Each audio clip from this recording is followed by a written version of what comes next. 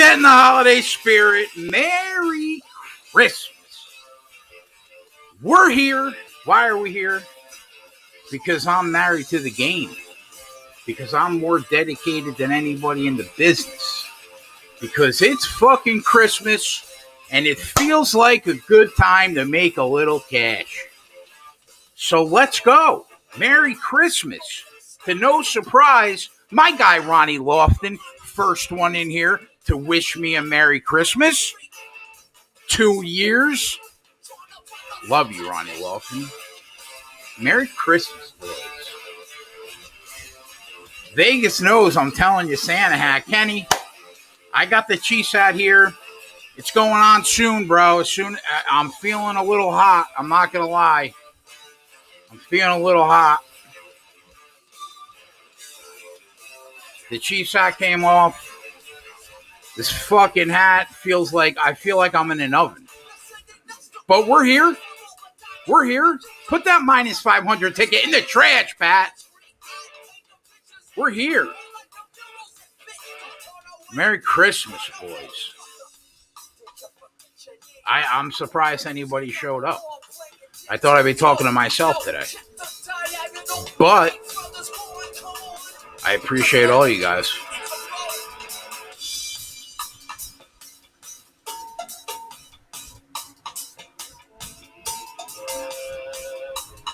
Eric's already up 200. He grabbed the Christmas hat. Come on, man. That a boy. Bogey said you got a few Jewish fans. The menorah's inside, bro. I mean, I could bring it in, but there's nobody here. So it's only me. I'll tell you what. If this hat makes it to kickoff, I'd be shocked. I would be shocked.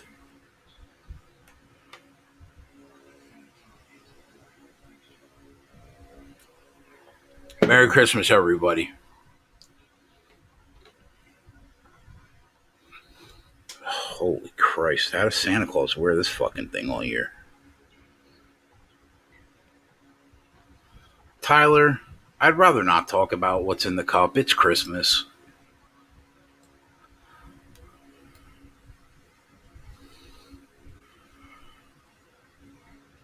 Teddy Atlas.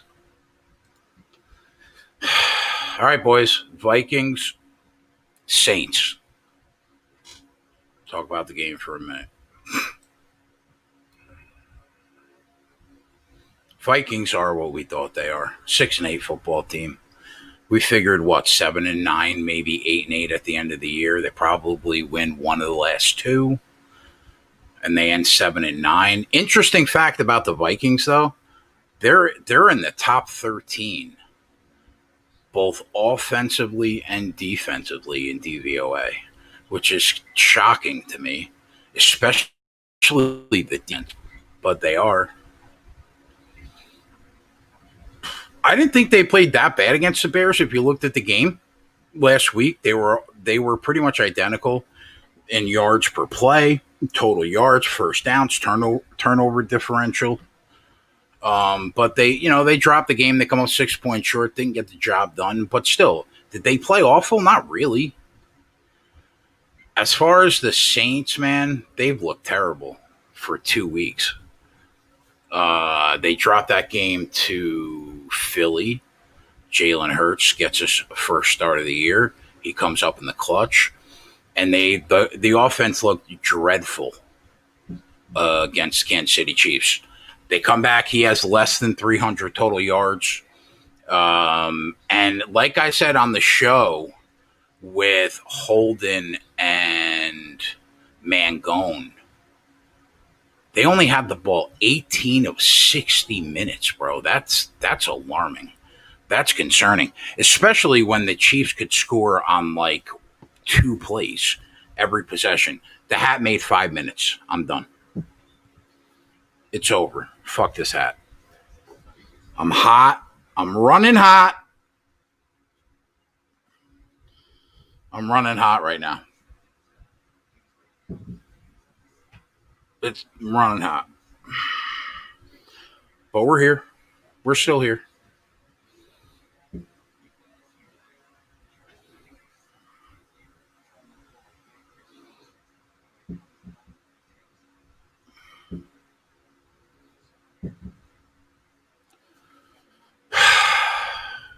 All right, we're back. We're back. So yeah, it. I had the Chiefs -3 on the spreadsheet on Sunday. It was an absolute crime that somehow we don't cover that game. I did double down though. Me and the boys, all of us, took the 2.5. But it's just the Chiefs are a whole nother issue, man. The whole playing 70% of the game and taking off 30% of the game is getting old. But yeah, but anyway, the Saints they don't look good. They got a playoff run coming up. People think they're the best team in the NFC, which I guess they could be with a fully healthy Drew Brees and probably the best defense in football right now. But they don't look good right now. Now, Brees hadn't played in a few weeks, right? Michael Thomas didn't play in that game. But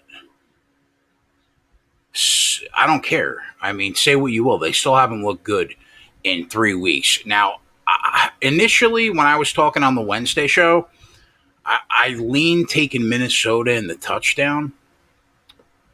But the more I think about it, it's definitely a get right spot for the Chiefs off back to back losses. This is the game that they have to get their act together, straighten up if they're really going to be live for a deep playoff run. So I don't know. My gut says maybe they do pull a little margin in this game. Now, Michael Thomas will not play. That hurts.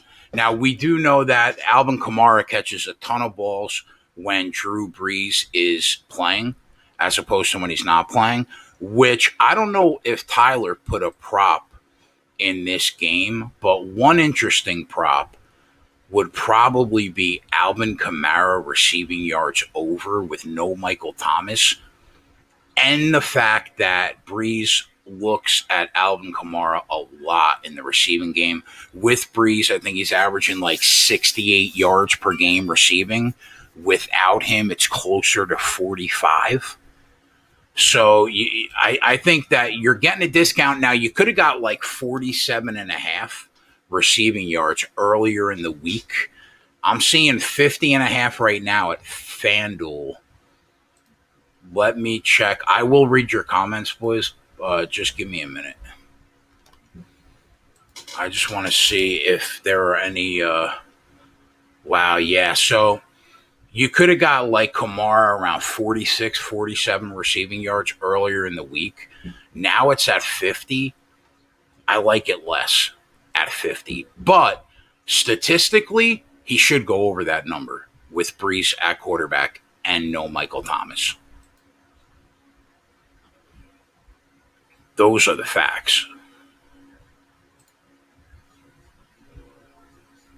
Trying to see what else we got. Bet 365. Oh, there you go. Bet 365 is hanging 45 and a half. But it's -140, which is a lot of juice, man. That you hate to lay. But I think that's a winner. I think over 45 and a half receiving yards for Alvin Kamara, probably a winner. Is Tyler in the chat? I'm interested to know what Tyler thinks about that prop. Also, Justin Jefferson is now the number one wideout in Minnesota. He has played himself into the role. His snap count has gone through the roof over the last 6 weeks. And they realize that even though they have Adam Thielen and he is really good, Justin Jefferson is the future, and he's their number one wideout now. So he's averaging, I think, 86 yards a game this year, somewhere around there. Last time I saw his number earlier in the week, it was 65 and a half. I think if you can get 65 and a half, I think that's a winner too. DraftKings 65 and a half, but it's -150. Wow. FanDuel's up to 71 and a half. And Justin Jefferson's up to 70 and a half at Bet365. So he's been heavily bet. Could have got a much better number earlier.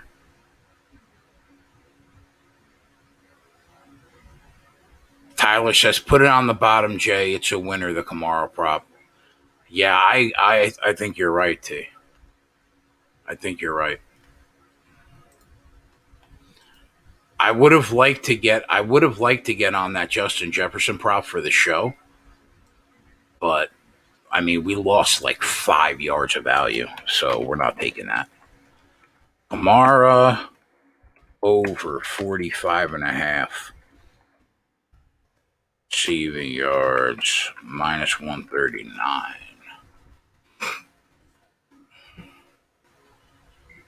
Jordan Daniels, Merry Christmas. Merry Christmas to you, my friend.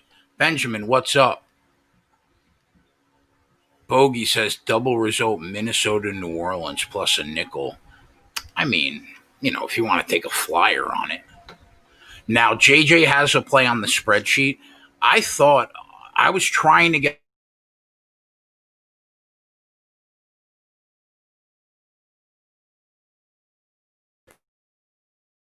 play on.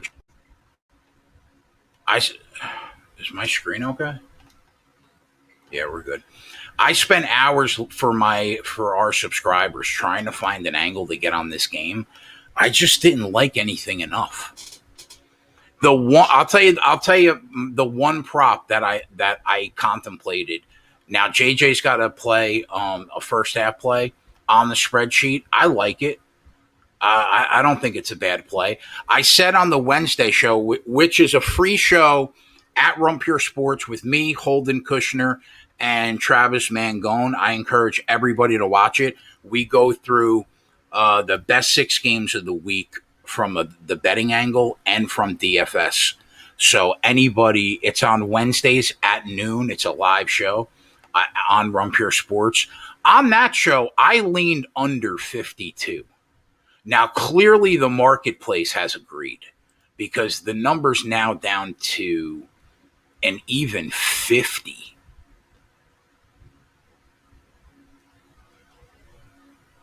So, but I'll tell you the one prop that I kind of liked that I thought was interesting, aside from this Kamara prop, aside from the Jefferson prop, also um, Kirk Cousins to throw an interception minus 125.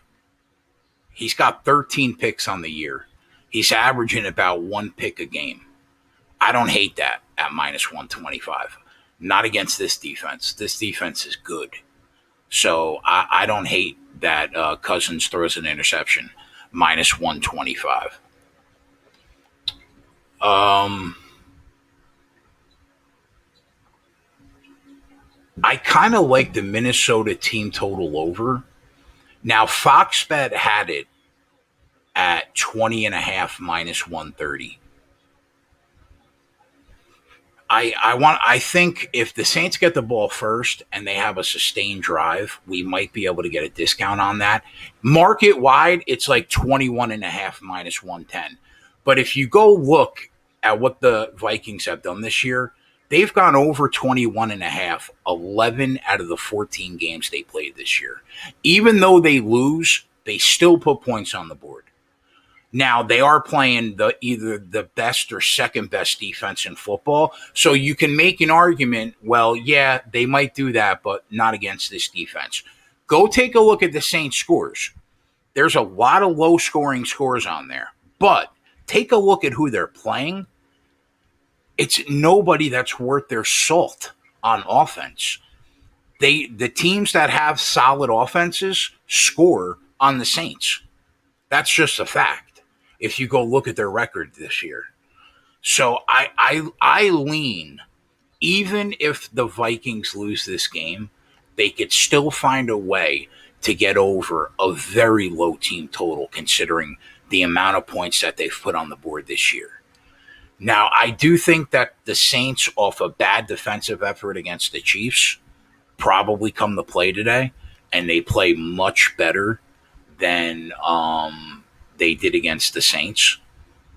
But I don't know. I have this feeling that Minnesota still finds a way to put points on the board. Tyler, are you in here still?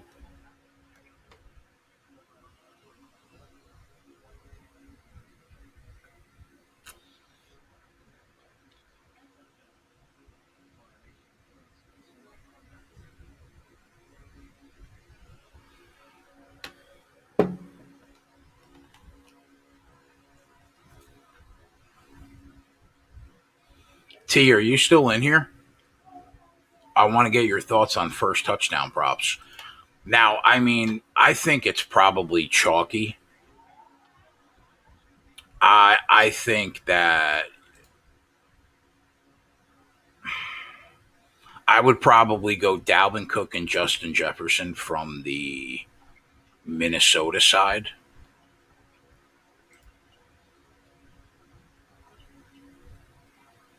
And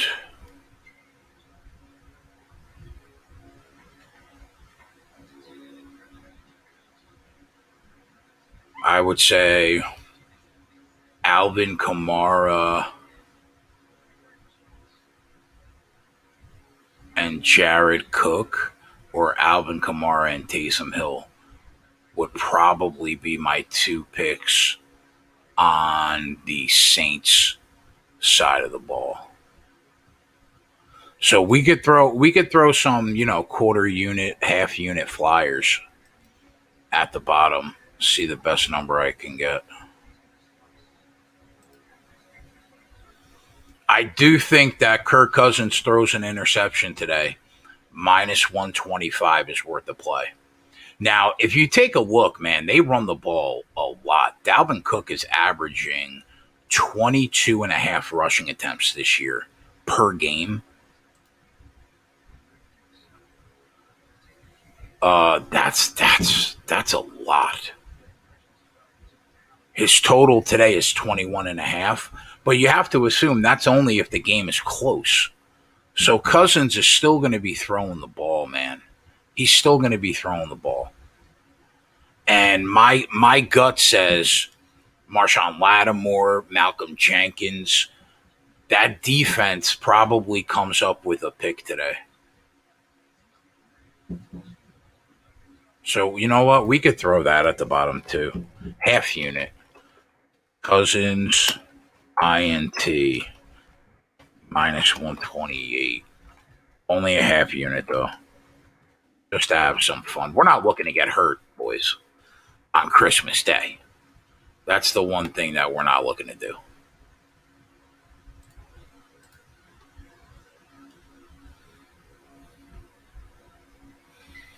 All right, Tyler, give me one. If you were going to have first touchdowns, would it be Cook and Jefferson on one side, and then Kamara and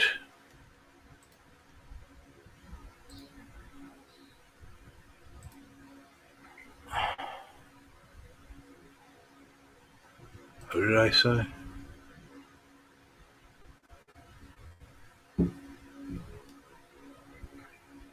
Jared Cook from the Saints.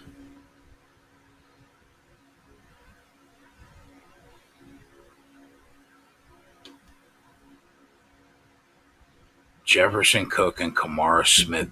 Smith? Who Smith? Irv Smith?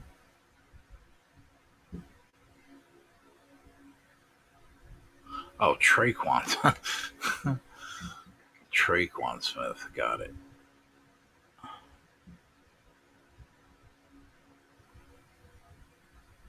Traquan Smith isn't even on the list at FanDuel. He's any other. It would be any other player.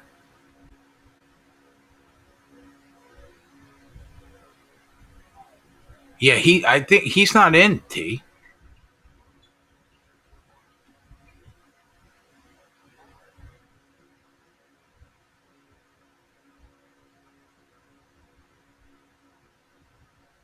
Yeah, but he's not going to play.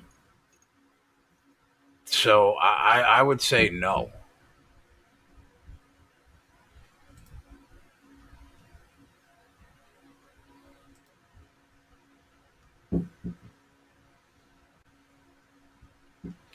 All right, so I'll write the first touchdowns. First touchdowns. Anybody that could find better prices on these, let me know. Cook plus 600. Jefferson plus 1,000. Who has the better price on Cousins interception? Let me know. Merry Christmas, Cody, my guy.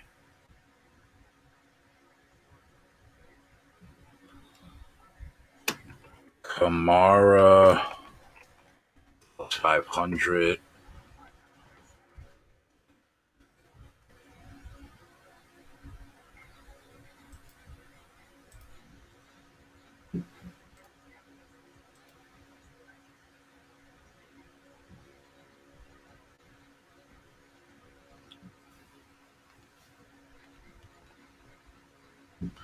Oh, Bet 365 has minus 115. I like that a lot better. We need one more guy. What about Jared Cook?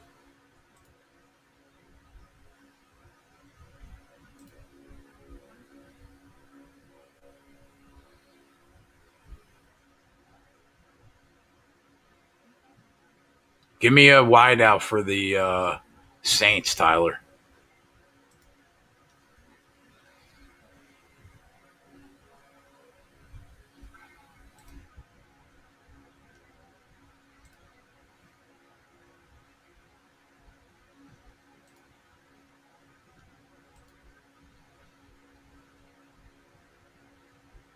Don't mind the Jared Cook play. Okay. Go Cook or Callaway.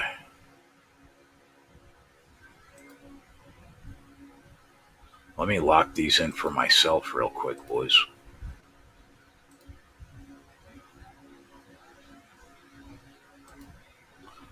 We'll go. We'll go Cook. Fuck it.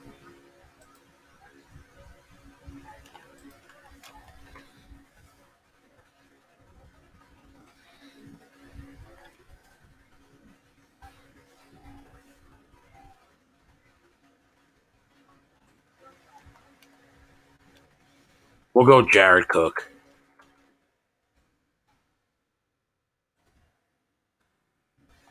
All right, I got that locked in. Let me get my interception prop locked in. I think that's worth the play. I don't hate it. It's a really good defense. And I mean, Kirk Cousins on a fucking nationally televised game on Christmas Day? No, thank you. Who shits the bed harder than Kirk Cousins under the lights? Anybody? Anybody got anything? Exactly.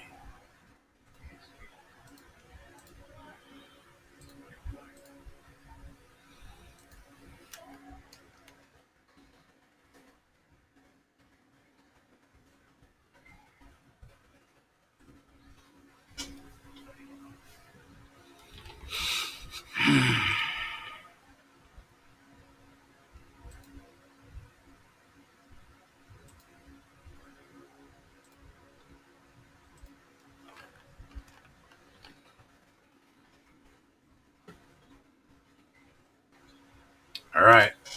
I'm locked in. I'm locked in, boys.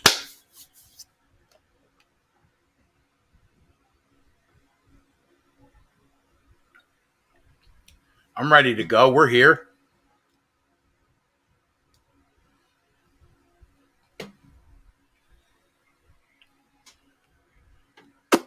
As far as the game, I lean taking the touchdown earlier in the week, but the more I think about it, the more I think that they probably cover this game.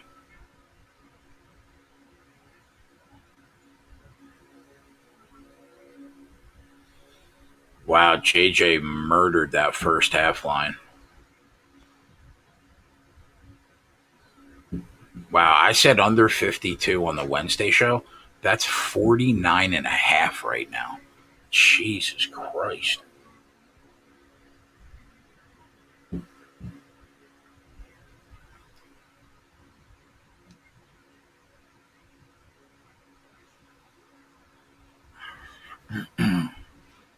Yeah, we'll be live tomorrow.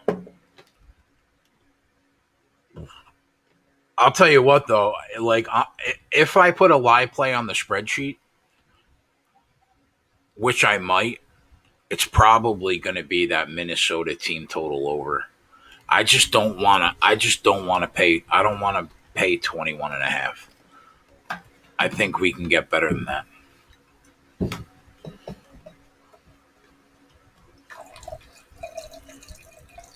I have a feeling that we can get better than that. We'll be live tomorrow. I don't know if Tyler might be working. Tyler, are you working tomorrow? I know we'll have spread. Obviously, me and Joey and maybe Twatty. I don't know. Who knows?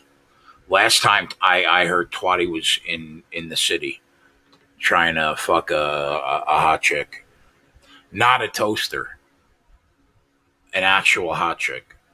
Imagine.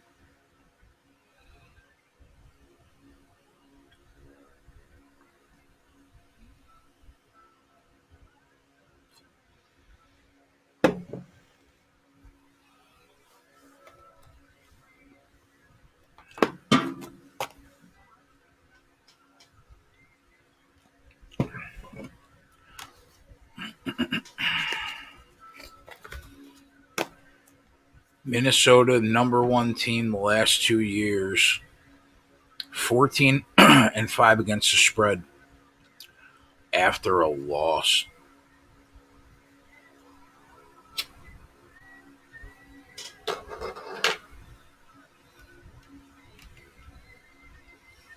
Thank you, buddy. Merry Christmas to you too.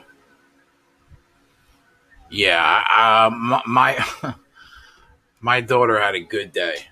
Definitely, she's still here. I got my mother and my father coming over later. She's playing with the laptop that I just bought her.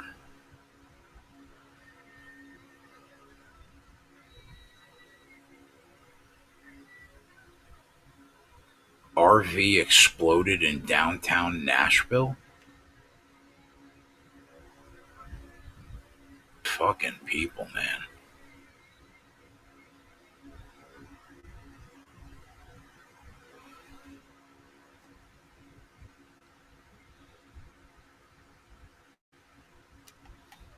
Did I buy her the 4K laptop? I did not. No. Not when you're trying to get a small business off the ground. I bought her $1,000 laptop.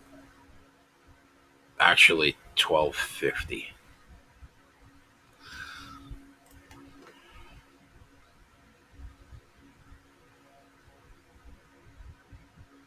Ramon, if you want to come on and hang out with me, man, I'll send you the invite. Let me know.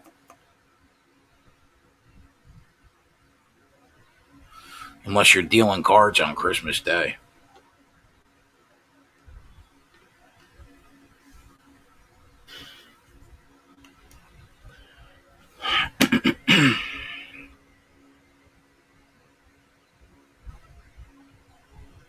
Merry Christmas, Ghost. Merry Christmas, gas station.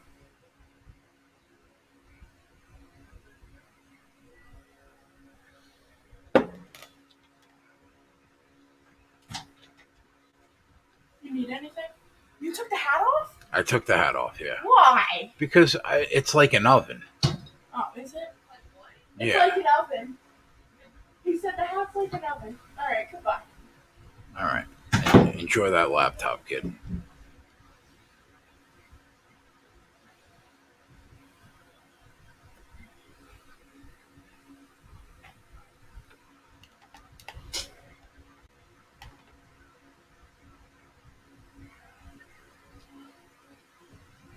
I did not put any lineups. Kyle Alexander, right now, let it be known, officially, the chat member of the day. Okay? Can we all agree, number one, Die Hard is a Christmas movie? I will die on that hill. If you don't agree with me, get the fuck out of the chat. That's number one. That's number one. Okay? And in my heart, Nakatomi Plaza is real. It exists. That's where Hans Gruber died. It exists. Tyler said, see ya. Come on, Tyler. Die Hard is a Christmas movie, man. You're my prodigy, bro. Don't give me that.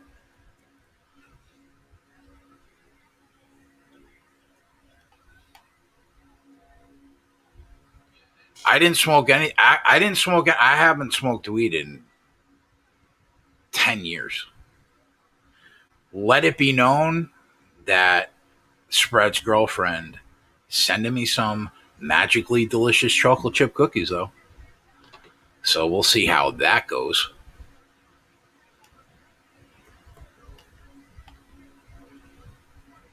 Home Alone is definitely a Christmas movie.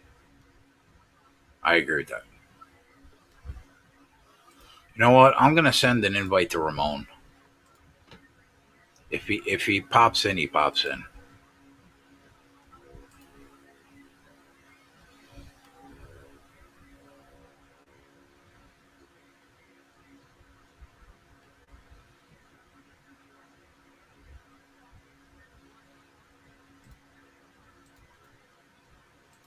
All right, boys. We're kicked off.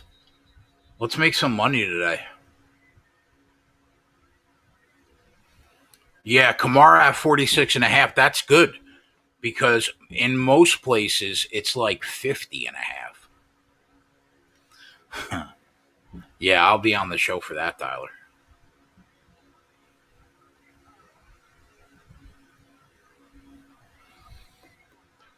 I don't know how strong they are, but if somebody sends you a Christmas present of cookies, you have to eat them. It's only right that you eat them. You have to eat them. Viral, no problem, buddy. That's why I'm here. That's why I'm here, buddy. No days off when you're married to the game.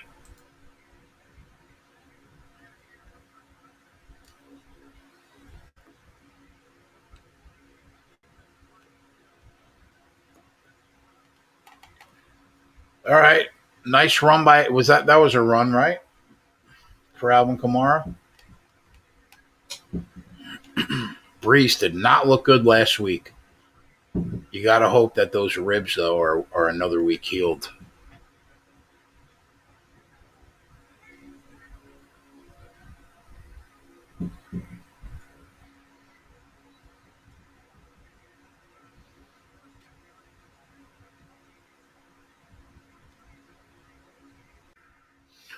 What did you guys think about this game?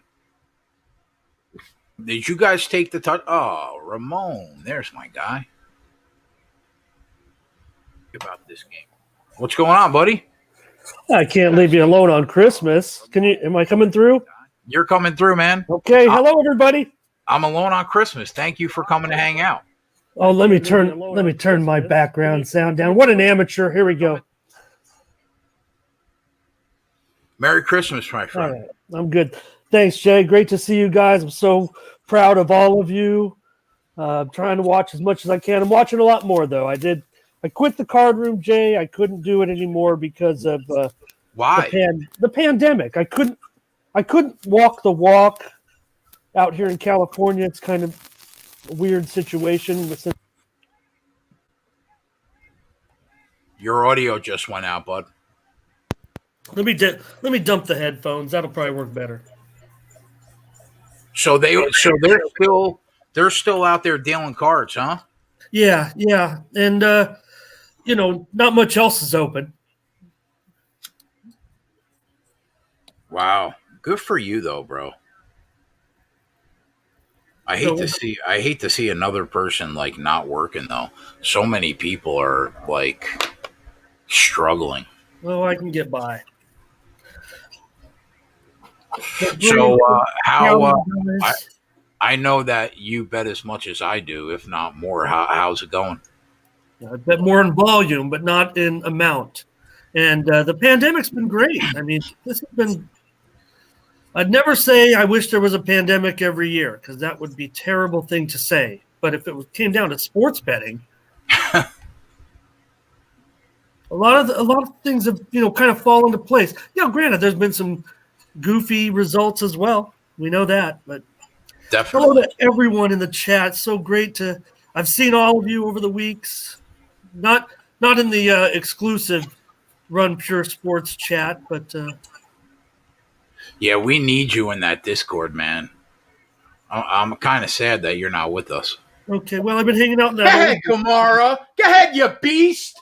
Put it on the board at 4.5 to 1. Let's go. Wow, We're here. you guys are so hot on that first TD too. That's 11 times this year, Ramon. But we do 2 games a week because Monday night and Thursday night. Kenny in the chat says, "Am I taking the 40 wing challenge since we got him on cam?" Well, I don't know about I would love it if you took the Yeah. 40 wing challenge.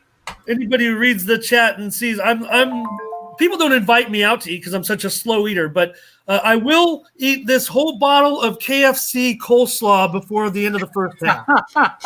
Okay. I don't know. Call me crazy. That seems a little easier than the 40 wing B-dub challenge. This is the old man. This is the old man eating challenge. The old man who is going to be 52 in just 3 days. God bless you. God bless you, man.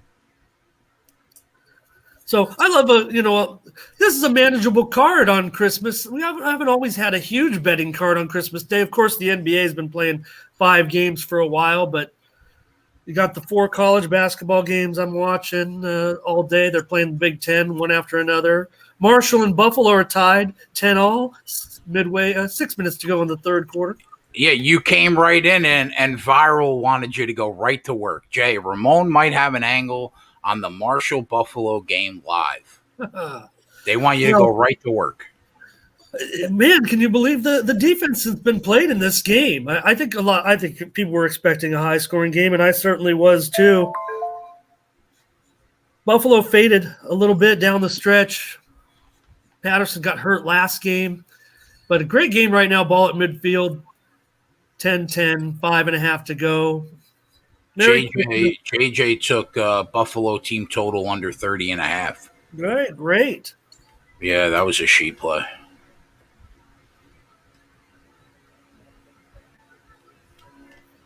Yeah, I really think Minnesota will come to play today, but that's a bit of a stunner to get a touchdown just 3 minutes into the game. Yeah, I agree with that. Are you balls deep in NBA yet, or are you still like doing your research for the year? Every side in total practically on here. This is took the Bucks in this one over the Warriors. I feel bad for the Warriors, but they're pretty much a fade early on. My God, they have not looked good so far, huh? Weissman looked great pretty decent in that first game, so that's good sign for the Warriors moving forward. The only thing that looks good about the Warriors today are their jerseys. Let me ask you, if Brooklyn stays healthy with those 2 guys plus the caliber of players that are coming off the bench, they seem like they're going to be a tough out in the East. What do you think about this Brooklyn Nets game today? To see if in the long term, I look to see if Brooklyn can keep their chemistry together actually with that group. I want to root for Durant and Irving, but they're hard to root for. Yeah, true. I was disappointed. The thing I like about the Brooklyn Nets, I got to tell you, is the owner. And I'm hoping that somehow, some way, Joe Tsai can bring us another professional sports team in San Diego. That's where he lives. And we only have one. A lot of people know. And we just passed on the last ballot a law that will allow for the area where the current arena that we have, it's a shitty arena, just like our shitty stadium that's being torn down right now, piece by piece. They're not even giving us the glory of an implosion of old Jack Murphy Stadium Jay. They're just taking a wrecking ball to it. They said it's an environmental concern to blow it up. Really? Typical California. What now? San Diego plays at what? PNC Park? Petco Park. Oh, Petco Park. That's Yeah. right. It's Yeah, great. that's a beautiful Oh, yeah. place. It's great. It's beautiful. There is starting some of the around infrastructure of the stadium wasn't that great, and there's starting to be cracks in the walking cement. That's stuff that can be taken care of aesthetically. Great stadium, and boy, hopefully we just get back out to those stadiums. Haven't talked to you much other than in the chat through this pandemic, but so that's all I'm saying with why I left the casino, though, Jay. You can't. I'm kind of a public face. I do my own shows locally. And to talk the way that I do about the pandemic and then to go into that card room with 100 people or more every day, it's kind of contradictory. And I've got to stand up for what I'm saying. And maybe that's a cop-out. I'm not afraid.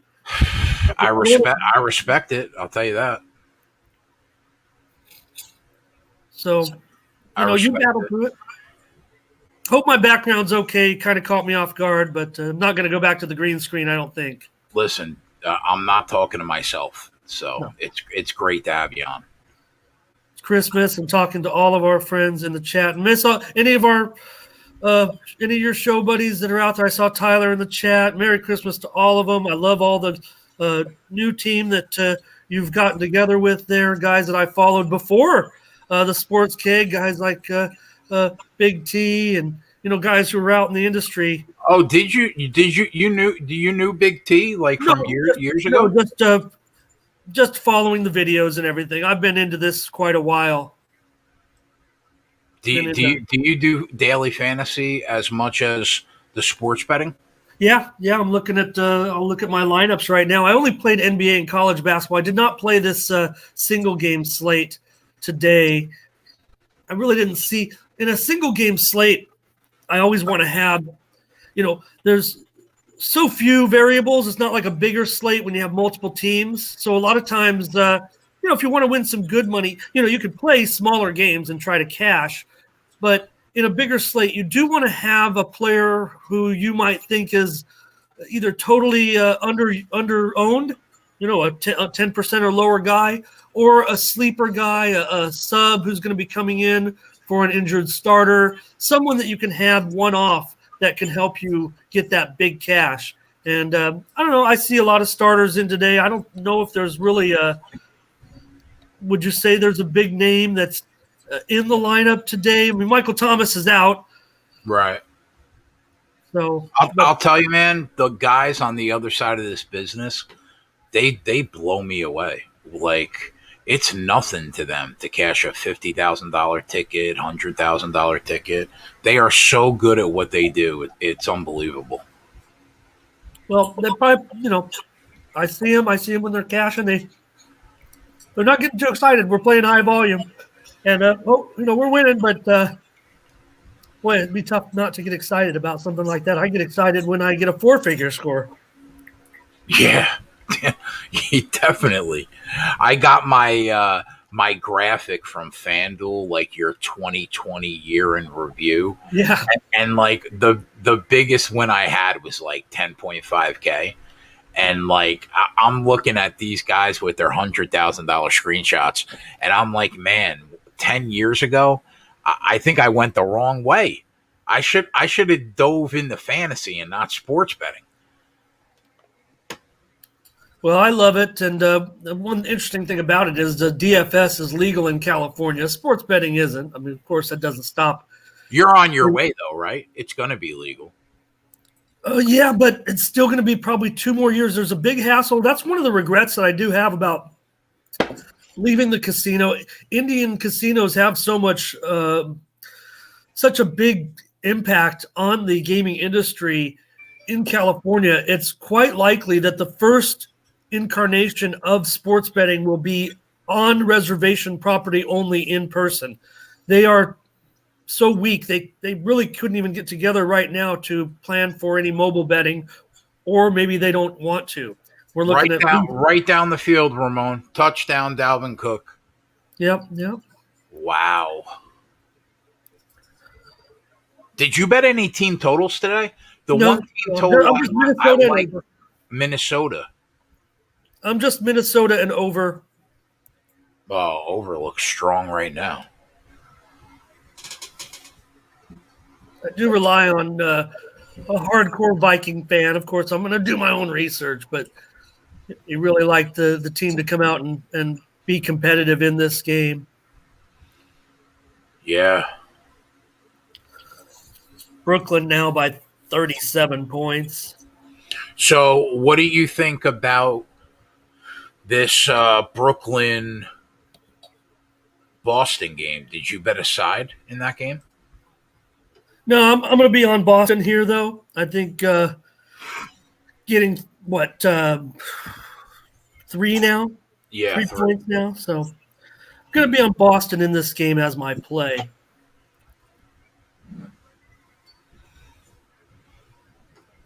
Wasn't too sure about the total. We've seen some movement up from about 226 and a half up to 230. So probably could only recommend the under in this game. Plenty of sharp action here, and I think that the sharp money on the under kind of outweighs the sharp money on the over despite the move. I think we're just seeing public money on that. Public money running almost unanimously on the over. It's heavy money on the over. Tickets running about you know, two-thirds of the tickets on the over, but well over 90% of the money, depending on some of the sites that you use. If you use some of the generic sites to look at the money reporting, if anybody follows that, some of them have it over 95%. I was thinking about you yesterday because I wanted to ask you about the Cardinals game. Smart money on the Cardinals or San Fran? Check it out for you. I feel like the Cardinals are the side here. But I mean, now the line's up to what, 5? So my goal would be to probably try to get them live at a discount. But I just wanted to know the money that you track, where it was going. Yeah, I'm showing sharps are more heavily on the Niners in the game, and That makes sense. That makes sense to me. the sharps are virtually unanimous on the under. I'd probably tend to trust the sharps there. With Beathard in there at quarterback once again. San Fran has fucked me though the last 2 weeks, man. Like I thought that we hit the floor, and it was like a buy low spot when they played who they played Dallas, and then obviously Dallas gets it done, and then I was like, all right, let me take them against Washington, even though they have the better defense. They are running Haskins out there. Let me take the shot, and they fucked me 2 weeks in a row. Well, obviously the motivation isn't necessarily going to be there for the 49ers. So anybody who wants them, going to have to, swallow that. And the Cardinals right now have everything to play for.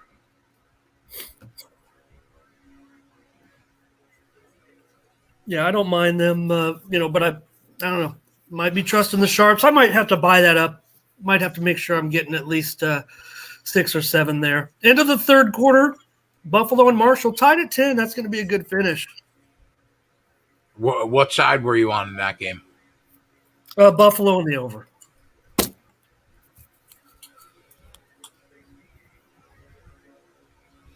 Patrick says the 49ers didn't even practice the last few days. They do have the advantage of that being their quasi home field, though. Yeah, there you go. Yeah, it's obviously the pandemic's a cluster everywhere. It's horror. It's really bad right out here in California right now, but the public is certainly giving the governor the what for. And tough to say. I mean, I'll tell you, man, the numbers in New Jersey with this virus, we're back up to like 5,000 people getting the virus per day. It just doesn't want to go away. Yeah, hopefully we can honestly say to ourselves that the vaccines, the immunizations are a miracle, and just hope they work, because we got to get back to doing what we're doing. It concerns me because, of course, the vaccine, if it works on most of the people, I don't want to turn this into pandemic talk, but if the vaccine works on most people, which it should, right? Because let's face it, we still know that really only that sliver of people are really falling terribly ill. That's who we've got to get immunized. That's who we've got to protect. The rest of the people, Jay, with all due respect, you went through, tough 7 to 10 days. That sucked. It sucks for everybody that's getting this, but we're all living through. Everyone else is living. So I had it. I lived through it. It sucks. Yeah, you're right. It sucks for like 2 weeks. So I find it disturbing that the public, that of course, yes, the need would be there to immunize the entire population, but really, don't we really just need to immunize that small sliver and then take our time with the rest of the people? We don't want them getting sick and transmitting it to other people, especially though, but just got to get those vulnerable people taken care of. And I would think that that would be a huge, huge step. Once the deaths go down, we can all start to get back to normal. Even if how about this, Ramon? Now, I had I don't want to say like a midlife crisis, because that's not the right word, but I turned 40 in October and felt pretty shitty about it. Like, you take stock of your life and where you're at, and you're like, man, I'm 40. I'm like probably halfway there. But you know what, though? I go on Twitter. Dr. Fauci turns 80. The guy looks like he could run a marathon. God bless him. Like, I pray to anything out there that I should be as active in my life as Dr. Fauci at 80 years old. God bless him. Well, as Borat said, he got shot up with the Wuhan flu. He's still going. So these vaccines probably work. And Ramon, they're looking to cash the first half over in the first quarter of this game. Gave the ball to the fullback a couple of plays ago. Happy holiday to everybody in the chat. I see some nice greetings there. Yeah, they kicked Deborah Birx to the door. They kept Fauci and said, you know what, Birx, take your scarves and have a nice life. Oh, Ronnie said I lost 2 family members to COVID. Not fake news. Certainly not fake news. God bless Ronnie. Everyone knows. I mean, not everyone knows. That's the sad thing. And if it doesn't touch you, it's easy to be rather cavalier about the attitudes towards the pandemic. Yeah. And I'm kind of in that other vote. I really don't know anybody that's been too terribly affected. Know some people that have gotten the COVID, and like you, Jay, and others like you that have, made it through. So my mom and dad are not exactly healthy people. Like, my dad's sick. My mom has lupus. Like, I all joking aside, my father has not left the house in 6 months, other than he spent time in the hospital, but when he's home, he's home, because I'm terrified, God forbid, he gets it. Like, if he gets it, that's probably it. Like, I do everything for my parents. If I have to run to the store for them, I do whatever I have to do to just keep them home, because I'm terrified of what can happen. And isn't that who we should be focusing our attention on through this whole time, is those vulnerable people? It just seems to me that we should have focused all of our attention and resources on the protections of those people. I think we knew right away the type of people that were being fatally affected by the pandemic. So we get off that. I'm sorry to everyone. How about this, Ramon? FanDuel had a prop, Alvin Kamara and Dalvin Cook, 2 touchdowns each at 40-1. And Kamara has 2.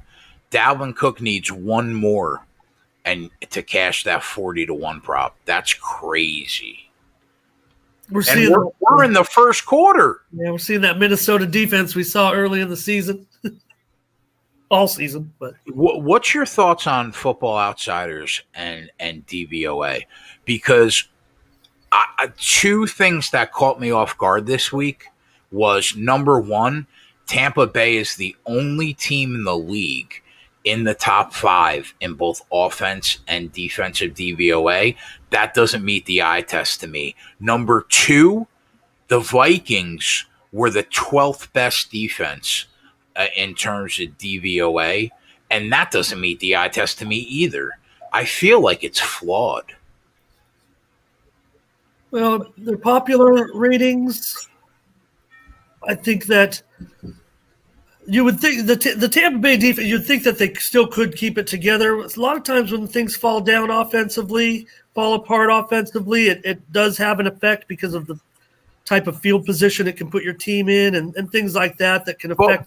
But my question to you, when I think about the Tampa Bay defense, they probably have the best run defense in football, but their passing defense is average at best. You can get whatever you want off that passing defense if that front 7 doesn't get pressure.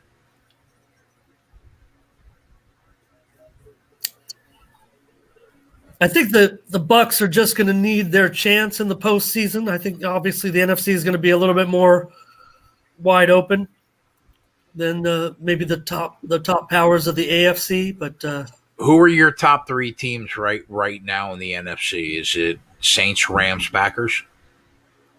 Oh yeah, I think so. I'm really that Rams defense has done well. They've had some moments. Whether or not they can get it together offensively, a question. The Packers it's funny, I mean, Packers kind of plug and play. It's kind of weird, as good as Rodgers has been with that personnel. Adams is awesome. Don't get me wrong, but the Packers have been fooling around with that run game for years, never finding a real solution. Now they have a bit of one, but the other receivers, and they've kind of had some injuries in the receiving core as well. They're nothing special, really. So hats off to Roger. What do you think? Spend the holidays with him, but you might want to bet on him. What do you think about the Packers-Titans game this Sunday? Can enjoy that one. I can't wait. I literally, it's one of my most anticipated games to watch all year. So impressed by what the Titans are doing, and I think that even the Chiefs have to be a little bit concerned about Derrick Henry. I think everyone has to be. Remember, Henry ran for over 200 yards in a playoff game, and that that just doesn't happen. I mean, that's a game changer. Right now, Jay, on that Tennessee-Green Bay game, I'm showing the sharp money on the under in that game. Nearly 3/4 of the tickets right now are on the over, but nearly 90% of the money's come in on the under. And what about the side? Not much from the sharps there, but obviously we've seen movement towards Tennessee. Green Bay opened 4, and it's now down to 3. I don't think much of it is sharp at this point.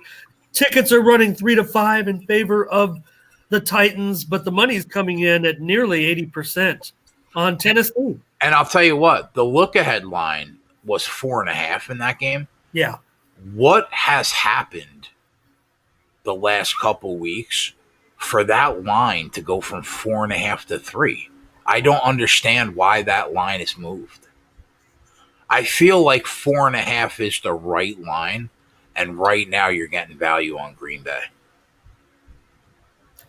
Well, like I said, I think that people are impressed by what Tennessee is doing. They've been really tough at home on defense. That's for sure, or on offense for sure, with Henry's running game. So whether or not they can duplicate that against Green Bay. I think that's the But Ramon, they are historically bad on third down in terms of defense.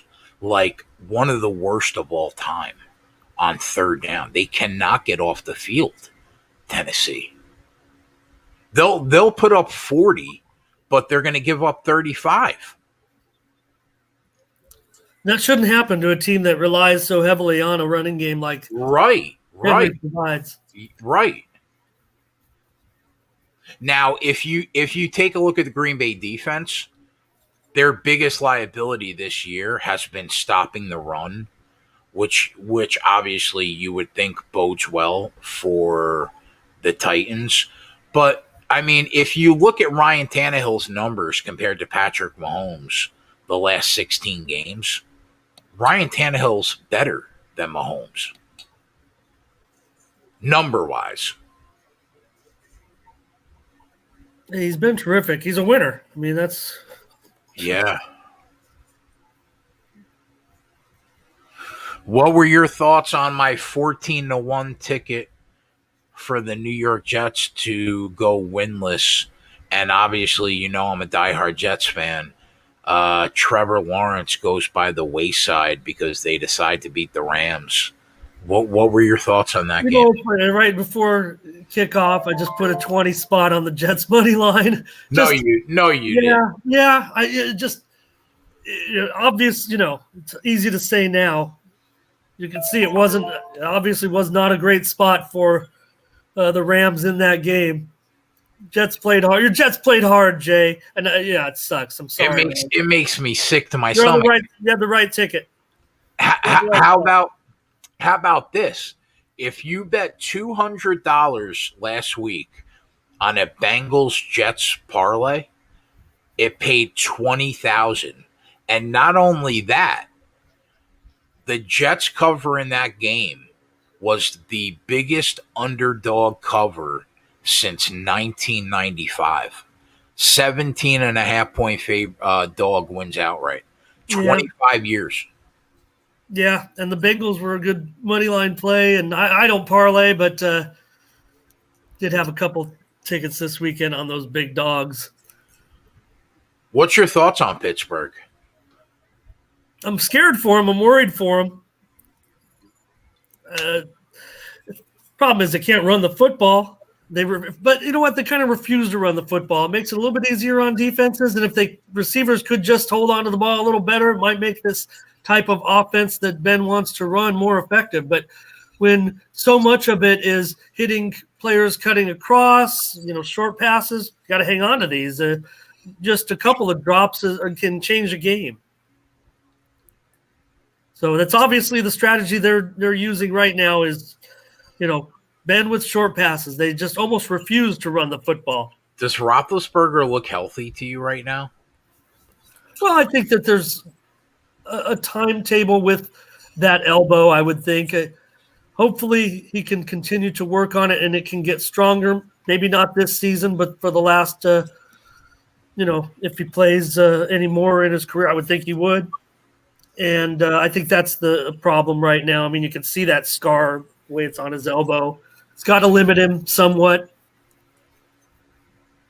But it's not affecting the amount of throwing that he's doing, obviously, given the number of attempts that the Steelers are putting up each game.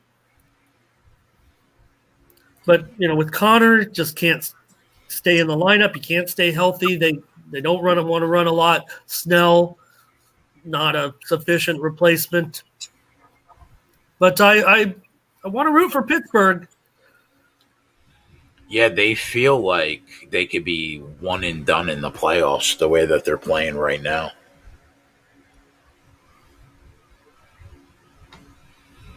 Seeing so many of our friends in the chat. Great to be in here. I've been watching a lot. I've been watching our shows here on Run Pure. Alvin Kamara has 70 rushing yards right now. His live number is 127.5. What's that put him at? About 58 yards to get over that. 3.5 quarters.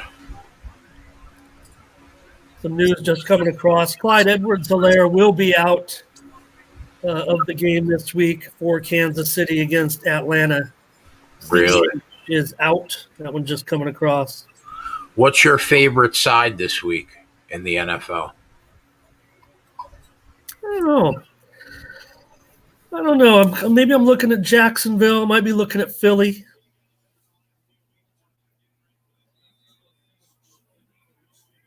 I'm looking at a Minnesota punt right now. I might be a play or two behind you, so I won't talk too much about the stream. They're about to tip off in the NBA. It looks like 9 minutes to go. Marshall and Buffalo still tied at 10. I'll tell you what, Drew Brees looks good today.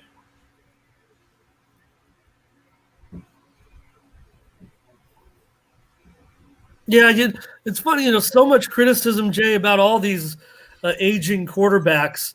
It's hard to keep it going, guys, when you're getting older, right? Give them a break.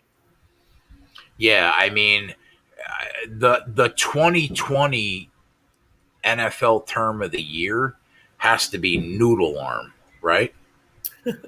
That's all you heard. Noodle arm Tom Brady, noodle arm Drew Brees.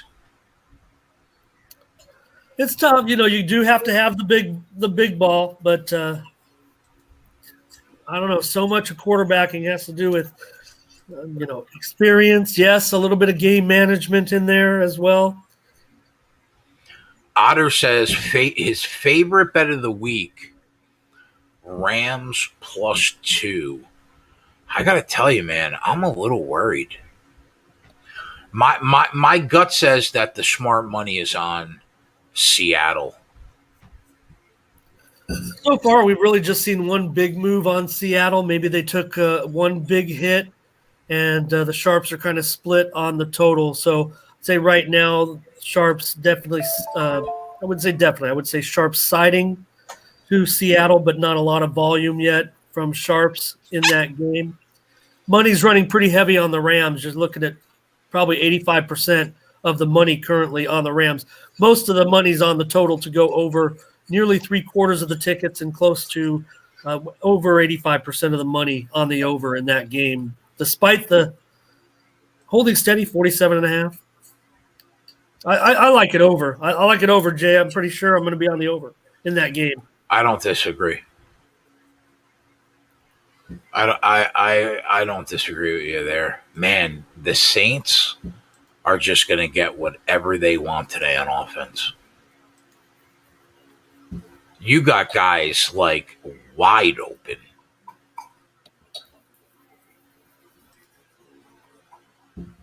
Chris Brady, Jay, tell me you like the Hawks. I could use future bet money. Seeing all kinds of bets coming in from the chat. I can't even write them down. Yeah, and initially I was on the Rams when they were at home against Seattle, and we cashed that bet for the subs. This time around, though, I don't know, man. Something doesn't feel right. I feel like Seattle probably wins this game outright, and probably by a field goal at least. That's what my gut says. I want to give the Rams a big chance in this game, but I haven't. I'll tell you, Ramon, the one thing that initially put me on the Rams was them losing to the Jets. I was like, all right, you know what? They go to Seattle, they get right. But the more I think about the game, like Seattle went from that team that was severely overrated. I don't know what Russell Wilson was, but at one point he was like -250 to win the MVP. And now it kind of feels like it's flipped on its head. And like everybody's tossing Seattle away. They quietly win 4 out of the last 5 games. And now it kind of feels like maybe Seattle is a little undervalued. Jamal Adams did not play a large percentage of the games in the beginning of the year. The defense has been better the last few weeks. So it makes me feel like Seattle, I probably won't bet it, but it makes me feel like Seattle is the right side. I just have my concerns when I talked about betting the total over because the public is so far heavy on the over, and you have that great Rams defense, and yes, maybe it's a division game. I mean that just reeks of possibly an under, but that's my move probably at this point is going to be on the over, and you're going to have to get six or seven touchdowns to get there. But a division game, I don't like that the public's on the side that I'm on. But let's tackle that when I get to Sunday. I think the game will be close. So I don't hate the Rams in 2-team 6-point tees. I don't hate that. I think the Rams are probably a good spot to tease.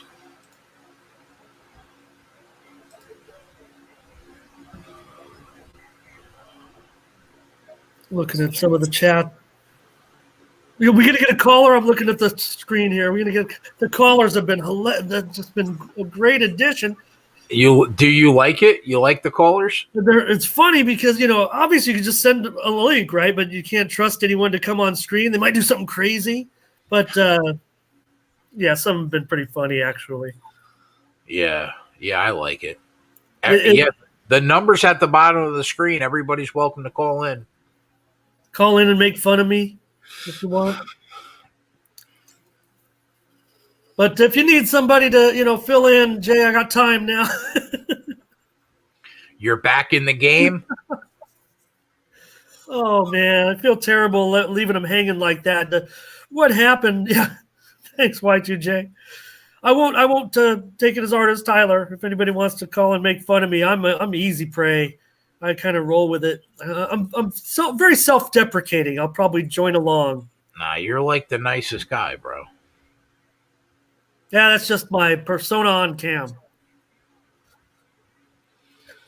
I tell you, Jay, I had such a great idea, too, for my high school football coverage using StreamMate. I'm so mad. StreamMate. If anybody knows what that is. You're the one that got me on StreamYard, man.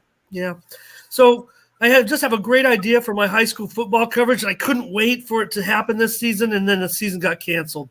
But I'm going to take StreamYard out to the high school football fields. I'm going to put one reporter at each game, let them walk from end zone to end zone, and I'm going to turn my StreamYard of the high school games into an instant red zone with like 5 games on the screen at once with guys narrating the end zone coverage from their cameras on Friday nights. I think it's going to be awesome, and I think I'm going to get over 1,000 views locally on this. I love that. I love that idea. Probably going to have to wait till next September.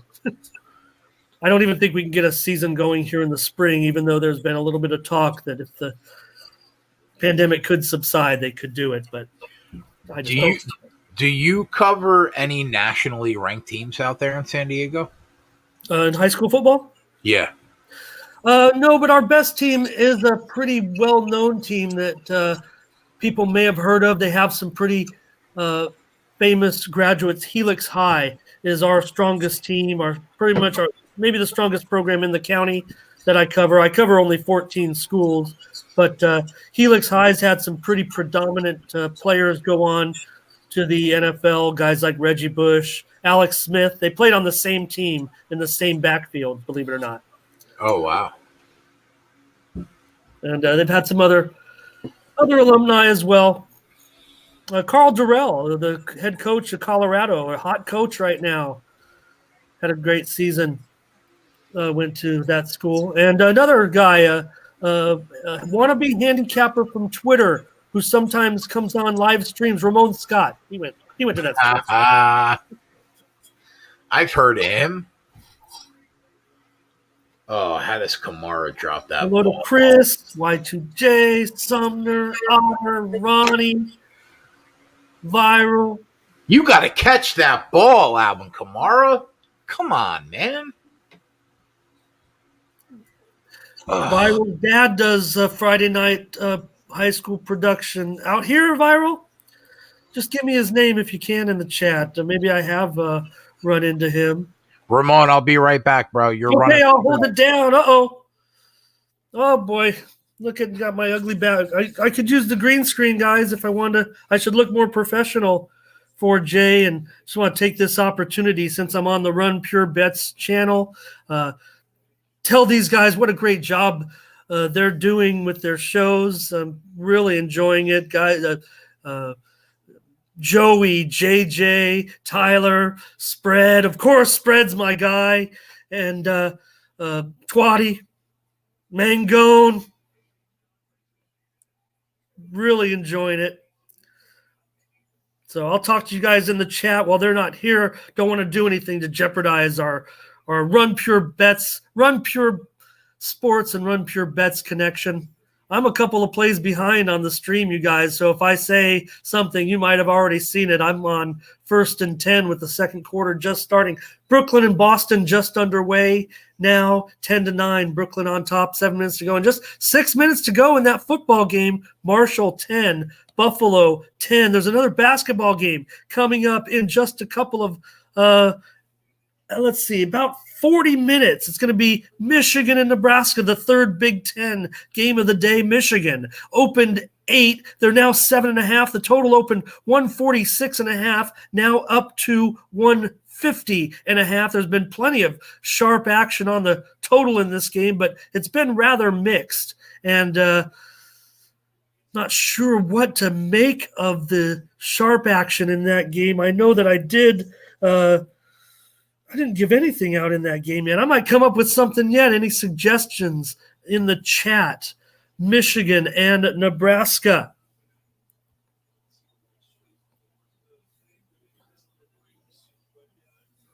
I've got right now the Saints with a 3rd down and 6. I know the play's already gone off. Cody, I'm in San Diego. That's right, Otter. I could pull a Max, he said. Yeah. Miss Max a little bit on these streams, but we can still catch him on those others. Buffalo tried to get a big ball. Incomplete. Incompletion to Kamara in the end zone. Decent coverage. Twatty, great to see you.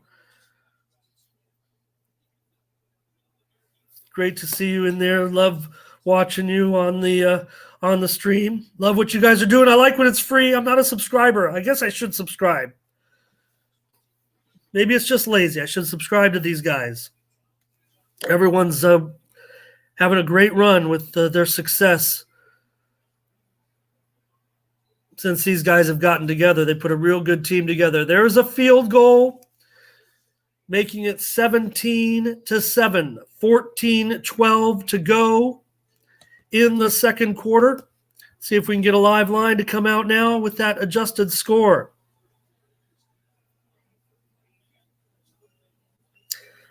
Looks like Minnesota minus 6.5. New Orleans minus 6.5, 49.5. Not going too far off the game total there, off the pregame lines. New Orleans 6.5, 49.5. That's at Bovada. See, we got over a bookmaker. Yeah, of course. Bovada's behind, of course. 11.5. Thank you, guys. I'd like to say for the record that you should be a member of Run Pure Bets. Yes. I don't know why you're not. I think I won a subscription and I was disqualified for knowing too much. No. Oh, you know what, Ramon? That's a good. You know what? That's a good idea. It's Christmas Day. We're going to give out a couple weekly subscriptions to Run Pure. All right. Because that's what we do here. Yeah, I think Ramon, you won a weekly subscription to Run Pure just for doing this show with me, my friend. Great. Once I get involved, but like you could be like a borderline team member, so there's no reason why you shouldn't at the very least be a member. Well, I've been hanging out in that other Discord, so maybe if I could get in the Discord and all those other Discord guys at that other, I don't want to mention it, but I put up all those newsletters. I do a lot of chatting in the Discord over there. So maybe I should come over to the Run Pure Discord because of all my friends here that I see. Look who's here! El Capo is here. El I'm Capo so in the house. Merry Christmas, El Capo. I know you got that 40-1 on 2 touchdowns from Kamara, 2 touchdowns from Cook. Yeah, That's what you do. And the Jets Bengals, don't forget he had the big Jets Bengals parlay. Oh man, Adam Thielen just got his legs totally taken out from him. Big completion there.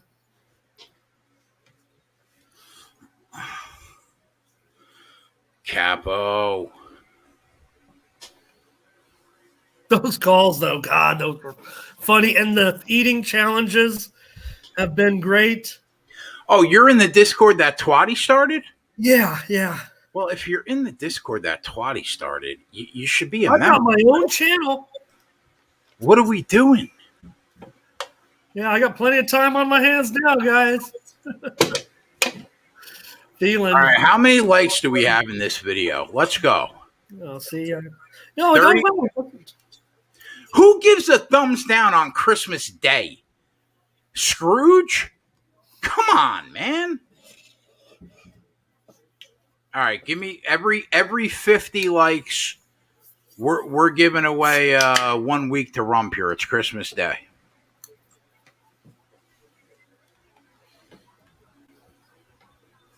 Two minutes to go. Marshall and Buffalo still tied at 10.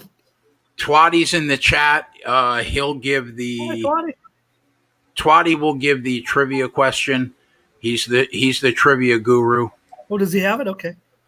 So I can guess. You can get you're getting a week, bro. You're getting a week anyway. But all right, we got 44 likes. Come on, boys. With a week, I can make enough money to get another week. I could just make enough money to get another month and then be off and running from there and pay off all my debts. We hit the 50 mark. Let's go. All right, Twatty, you're in the chat, bro. I love you. Merry Christmas. You're my guy. I know you can't make it to the show, but you can give a trivia question out there for the boys.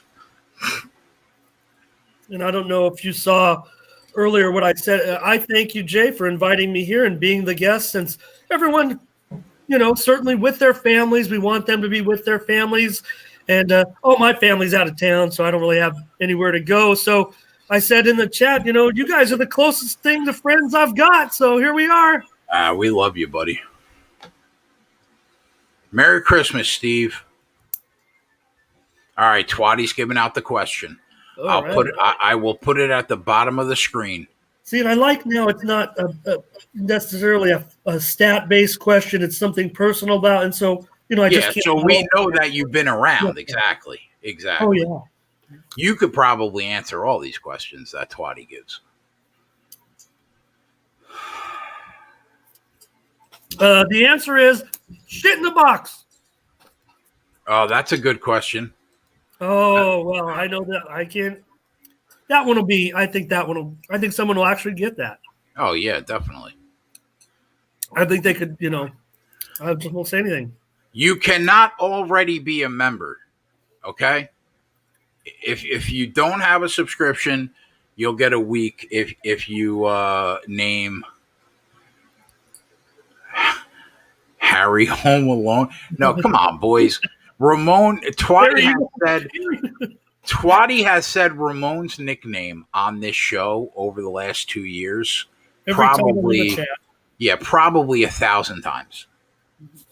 Big King says Dick Vitale, but no, I could do it, Dick Vitale, baby. It's awesome with a capital A. But that's not it. I feel awkward that the trivia question's about me.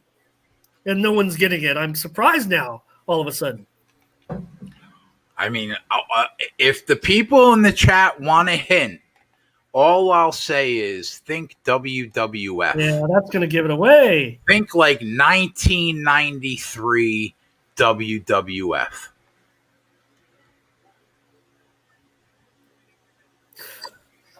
Viper, that's wrong, and you're already a member. Stop it. Although I will say that's not right. Say that. about me. Twatty does use that phrase about me in NC. I think we got to give NC. I think he's got it. He just had some slippery. Yeah. NC's right. It's Razor Ramon, 100%. Although, NC, are you already a member?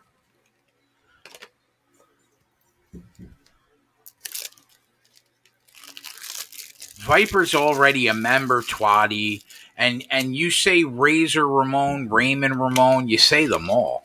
yeah, he does. Well, Razor, I think we've got to say, but he does say Raymond sometimes. All right, NC, what is your Twitter handle? Wow, look at this game. And of course, I like to tell the story, and I think I hope Twatty doesn't mind this story, and I think it's right. But Twatty actually got his nickname from Pete, and Pete couldn't say. Twatty would go into the chat back in the day on the old Jimmy the Bag show on SBR as aspire to elate, which to me would mean that I want to be excited. I aspire to be excited. And Pete would have trouble with all the names coming across. He would just say names, and he kind of would mess up on aspire to elate, and it evolved into elate, and then he kind of just threw in the twate, and I think he became twate latte because of Pete. Listen, listen. I'm going to say this one time. Anybody that is a member of Run Pure Bets right now, right? And you also have the DFS side. You can get 15% off for life by using the promo code Buckets15. It will cost you $85 for the sports betting side and the DFS side combined. And you'll get that 15% off every single month for the rest of your life as long as you don't discontinue the service. So I would say if you already have our service and you haven't used a promo code, like stop your payment and then re-enter your payment with the promo code Buckets15, and it will get you the 15% off for life. You just got to wait till your month is over. So I've just been impressed by the organization, the way you guys got it together. As an aspiring wannabe capper, video content maker, all that, I've just been so impressed and excited for all the success that you guys have had. We appreciate that, buddy. It's been a lot of work. It's a lot of work, man. Like the sports betting side of this charges $20 a week and $60 a month. If you guys knew the amount of work I do for somebody to pay $15 a week, basically, for this, it's crazy, man. 40 hours of capping a week. We do 30 hours worth of live shows a week. Now we have an NBA show every day breaking down the card in the Discord for members. Okay. And obviously, if you're a member, you could be in the Discord. There's 2,200 people total right now in the Discord. All we talk about right now is sports betting and DFS all day. You can get a hold of me, Twatty, Tyler, Joey, and JJ anytime you want to ask a question to us about a game in the Discord. That Discord is probably worth the money alone. But on top of that, you get the picks on the sheet. You get the 30-something hours of shows. Plus, we do subscriber-only shows, which is just for the subs. And every capper is profitable so far through 4.5 months, 5 months. And they actually bet their plays. Yes, Cody, that is true. That is true, my friend. Vegas Dave's selling a one pick for $1,000.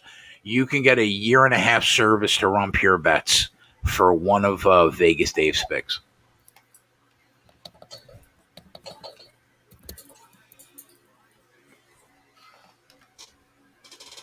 I can't believe this first half, the scores in the first half of this game.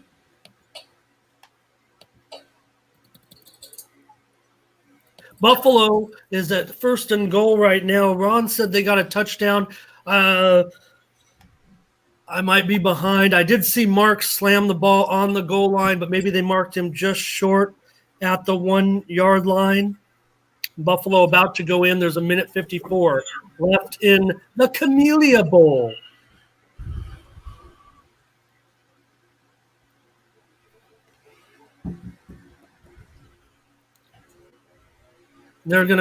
Buffalo's now opting to set up a field goal to win the game. They're actually downing the ball inside the 2 yard line. And take the time off the clock and end up kicking it.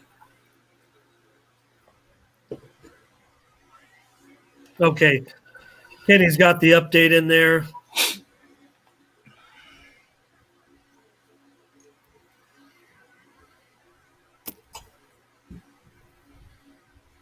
They almost got Todd Gurley, but Buffalo actually ended up scoring a touchdown. Huh? What's the score right now in that game? It's 17-10, Buffalo. They moved the ball to the middle of the field like they were going to take the time off and kick a field goal, but on the very next play, they kind of lined up kind of shifty, kind of shady, and ran the ball easily up the middle. Kind of caught Marshall off guard a little bit. Maybe Marshall thought they were going to take the time off, and they ended up crashing it in there. Marshall knew that they were going to let them possibly score to get the ball back. I mean, Marshall players are going backwards with the greatest of ease at that surge. How has college basketball been treating you, Ramon? Oh, God. It's great. College basketball is great. It made it a little more comfortable for me to maybe leave my job. But, I'm not going to have a pandemic forever. Yeah. I'll tell you, man, Joey and Matt really stepped up. Obviously, Max was going to be a part of Run Pure. That fell through. But everybody can catch his content at odds.com. But Joey and Matt in the Discord and on the sheet have been doing really well in college basketball. I'm just thankful for it. Thankful for all these sports. As someone who lives in California.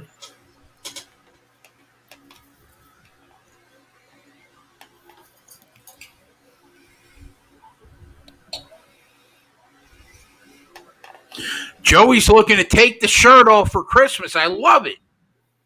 Joey, can I get a video of you taking the shirt off at Christmas dinner? Because that's the kind of content that sells.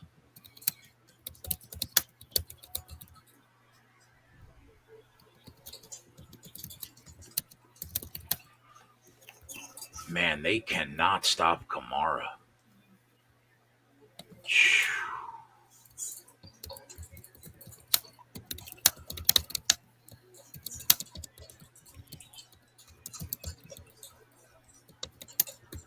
I was making a little tweet here saying I'm on the stream. Joe, happy birthday, my brother. I mean, Merry Christmas. I saw those Nikes, those green and red Nikes from aisle 23, Joey's brother's store in New Jersey, where you can get all the vintage sneakers that you want, Nike, Supreme, and all the rest. There's Joe. Hi, Joey. Hello.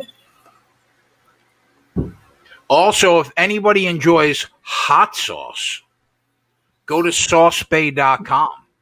You use promo code JoeyWork. Yeah, I can't. I wish I. Ting, tink. Clink. the Joey word. Clink. Clink. If I had the hot sauce, I would clink right now, Joe. Joey says Varun's going to pay for his OnlyFans. I guess Joey's going to be starting an OnlyFans page. Listen, Ramon, can I be honest? Varun scares me a little bit. He scares me. Like, I think it's like a Fatal Attraction thing. There's been some funny segments with Varun. He makes me a little nervous. I'm not going to lie about it. There's the phone number if anybody's going to call.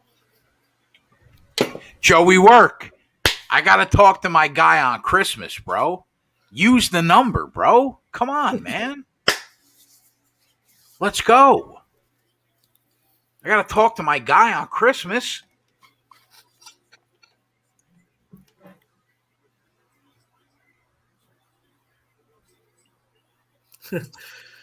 New Orleans, there it goes, huh?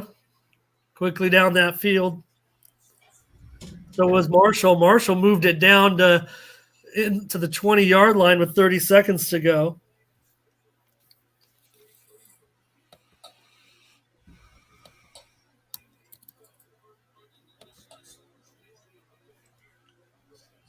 Making a little tweet here, showing everybody that I'm in the Run Pure chat. Here comes some steam, it sounds like, too, right there. You heard that little ding. Yeah, I love to hear the steam. Yeah, that little ding comes across. Oh, intercepted. Drew Brees, the first one to get the interception. All right. All right. I still think we get a Cousins pick with how good that defense is.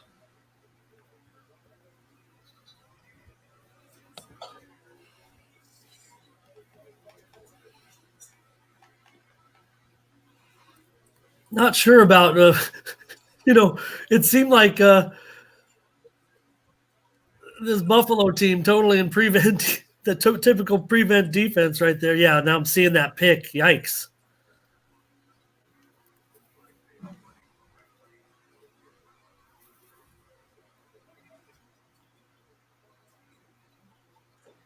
Yeah, not great.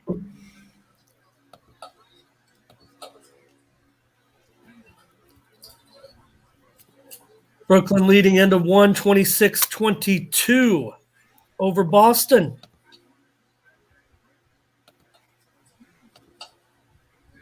Might take a look at the live line in the NBA game for everyone.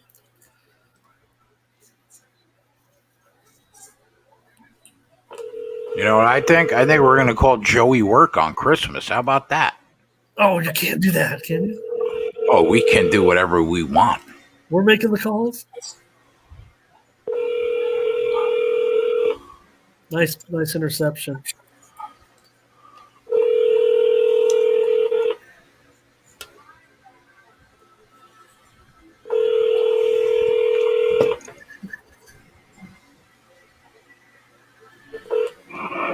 Hi, this is Joe Annecy. I'm sorry I can't get to the phone right now. Oh, how do you do me like that, Joe? Yeah, Joe, you'd like to get a couple of boxes of Sauce Bay? All right.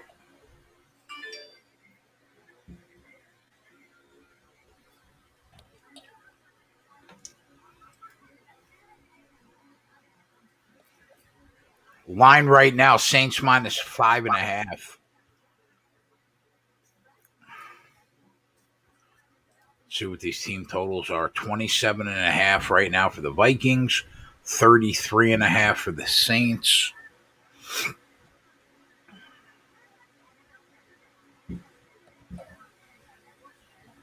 Yeah, and over in that NBA game, currently Brooklyn 5, total 216.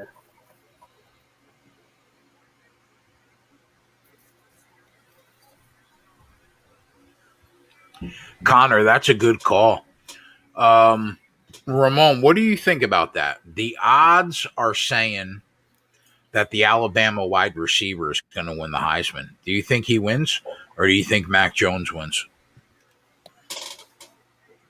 I mean, we haven't seen a wide receiver win the Heisman in a very long time. Desmond Howard was the last. So I think with this season, I think you're going to have a lot of voters just taking the quarterback just because. We also haven't seen a wide receiver put up numbers like that in a long time. The other wide receiver on the team is pretty good too. But yeah, a lot of touchdowns. You can get Mac Jones at like plus 155 last time I checked. I kind of like that. Yeah, let me check. Let me check real quick. I think I saw Mac Jones was like +1 Heisman. Yeah, Devontae Smith -180, Mac Jones +155, Trevor Lawrence 6.5 to 1. He was 14 to 1 earlier in the week. Now 6.5 to 1, and Kyle Trask 27 to 1. Now you're not giving it to Trask because Mac Jones has put up almost comparable numbers, and they're undefeated. But man, I'll tell you, Ramon, I thought about pushing the button on Mac Jones. Then I took a look at what Devontae Smith has done. It's really impressive, man. And I feel like when a wide receiver is almost -200 to win the Heisman, I kind of feel like the number is telling you exactly what's about to happen because you don't see that ever. Who we got?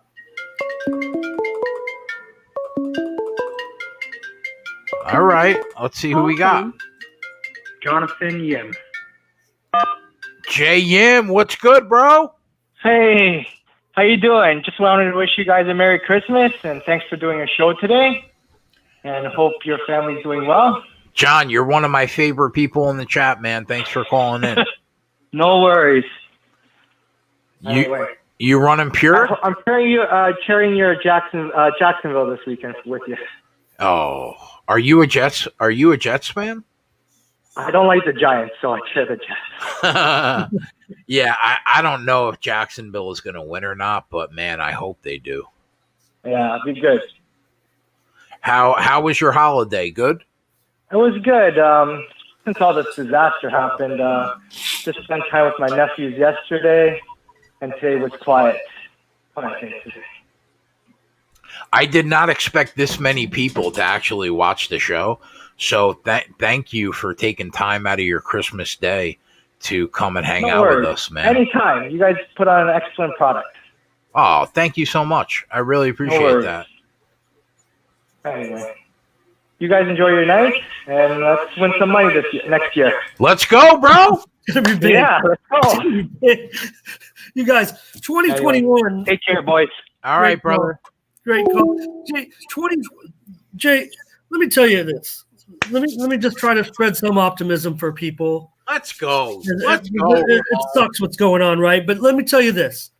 What happened? There was a big time pandemic, right? In 1918, 1919. You know what happened after that? The Roaring 20s. It was a huge deal of partying, people dressing to the nines, a decade of growth, and at the time, just incredible public celebration in a way. Of course, it was followed by the Great Depression, but who cares? We get 10 years of partying after this pandemic. Everyone's going to be euphoric as soon as things start to clear up, and I think it's going to be a lot of excitement. I love the optimism, Ramon.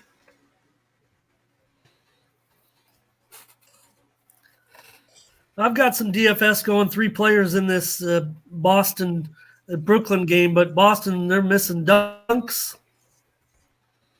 32-30, Celtics have taken the lead now. I had Chris Middleton, and he racked up nearly 50 fantasy points today. In this game, I've got Karis LeVert, got Tice, and I've got Jay Harris of Brooklyn, kind of my low-owned guy. So we'll see what happens.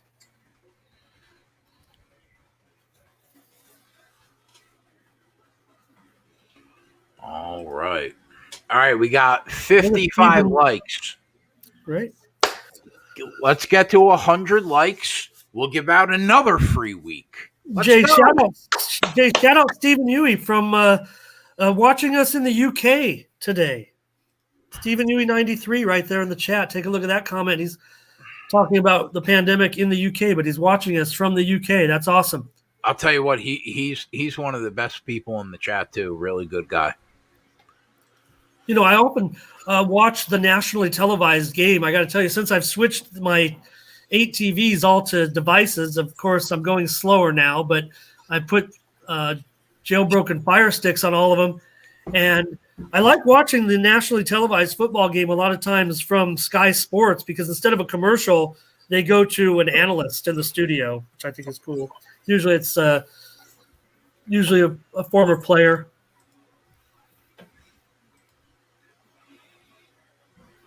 So what was on the menu today, Ramon? What are you eating for Christmas Day over there? Well, like I said, I have this. I was just going to make a steak, I think. But I was eating. I didn't want to eat on the air. I mean, I started eating this KFC coleslaw. Sad existence over here. I mean, can you ever go wrong though with a nice steak? No, you can't. Missing my family a little bit. I'm a Mexican and Norwegian is my heritage, so You don't have any family in Cali? I just have a cousin, and everyone has left California. Nobody likes California anymore. Really? I stayed. I'm not going anywhere. Now, do you see yourself going back to a card room after this is all over with? No, I'm not sure that I do. I do have some regret leaving once again. Maybe my 16 career years of dealing is over, but I kind of wanted to maybe stay at the casino because of the possibility of working in a sports book. I've never done that yet, and I kind of have it on my radar as something I'd like to do. So you would go back to the casino to work in the book? Yeah, but I don't know if I'll be eligible to at that casino because I quit. But well, I'm sure there are like a bunch of casinos, right? There's 3 Indian casinos within 20 miles of my place. What about the place that you worked for, like for most of your tenure? Yeah, it's funny. They dropped poker entirely this year. You're kidding. Pandemic, yeah. I mean, honestly, you seem like a natural to be in the sports book. Like that's where you belong in a casino. Well, I love following all of the sportsbook personalities too. On Twitter, for example, all of those famous bookmakers that maybe a lot of our viewers follow. Guys like Jimmy Vaccaro, the old guy at the South Point, and all those guys at the Circa. I mean, I love what the Circa's done. Anybody who's seen those pictures of that awesome sports book that they have, they've got. I just saw they just released look, help wanted at the Circa in the sports book. My aunt's in Vegas, could always go there, but my heart is here. I mean, I've got my whole little side gig of the prep coverage that I do. That doesn't make any money, but I'm kind of tied to it. I don't know if I could leave. High school football keeps you there, you think? I don't know. I think so. I really like it so much. Chris asking in the chat, what's the biggest jackpot that I dealt dealing Texas Hold'em? $46,000 was the biggest jackpot that I dealt, and got a pretty nice tip on that one, about $2,400. Is that the only thing that has basically stopped you from going to Vegas? The San Diego high school football? I don't know if that's entirely it. I mean, I really like it gets pretty hot there in Vegas, and this part of California, San Diego. Someone said in the chat earlier about, the weather, and I don't know. It might be the best. It might be the best in the country. I'm not one of those bragging about it. I'm just saying. I think a lot of people recognize that it's one of the best places to live as far as climate. But I'm kind of tied to our teams in this area, and I've been doing it for so long. And I had a long-time partner in covering it that just passed away a few years ago, and I'm trying to keep it going. But It just sucks that so many states have conducted a high school football season, and California, could not get it done because of the health restrictions. It's totally, to me, I try to put on a brave face and try to be totally understanding of it. Right.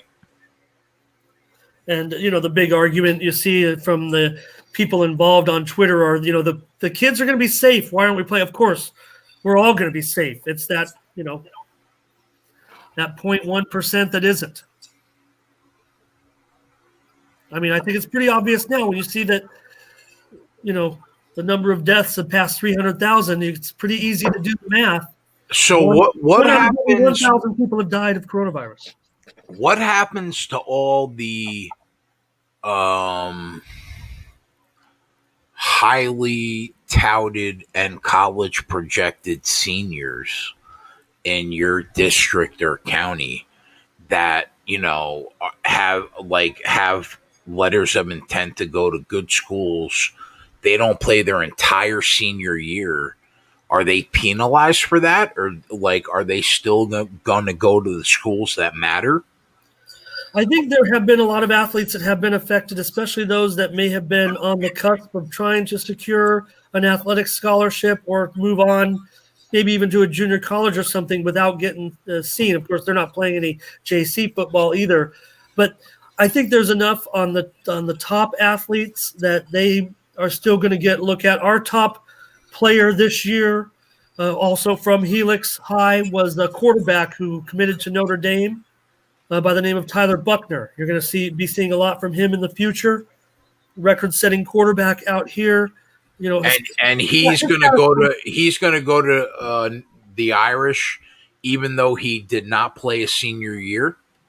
That's right. Yeah. In fact, he'd already committed as a junior and then transferred because he wanted to play for a team that would allow him to win the highest level of championship possible here in the county.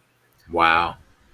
But he was smart enough that he could have already enrolled at Notre Dame back or this month and got his college academic career started. I don't know quite where it stood last I heard. Again, we're still trying to get a season together. The last news, I mean, it looks very, very bleak, but the last hopeful news was that they could play a 6 or 7 game season starting on mid-February and going to mid-March, and then playing a bowl game style postseason with every team getting 1 game each, or those that might qualify. Now, under normal conditions, you're done by your regular season is done by Thanksgiving, right? Yeah, the championship games would have been played about 2 or 3 weeks ago. Yeah, that we're normally. Our regular season is done by Thanksgiving, and then starts the state championship tournament after that. But we would be done already. Yeah. Like I said, the only hope is that we see some impact from these immunizations and the numbers go down. It's going to be the same for the rest of the country. If these numbers can go down through the impact of the immunizations and the vaccines, that's all we need to see. We just need to see these numbers go down immediately, and everyone will start to get excited again. But right now, it's just a fire.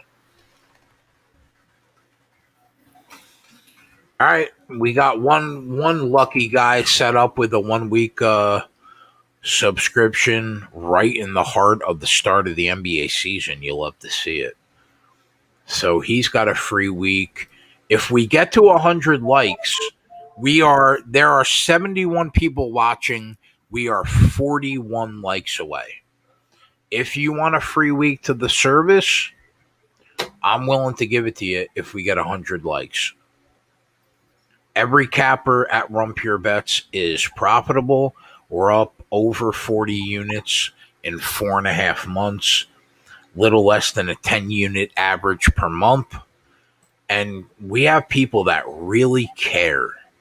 I bet $1,000 on every bet I give out on the spreadsheet. If it loses, I lose with you. Same goes for all our guys. 24-14 at the break, Ramon. Who'd have thought 38 points, huh?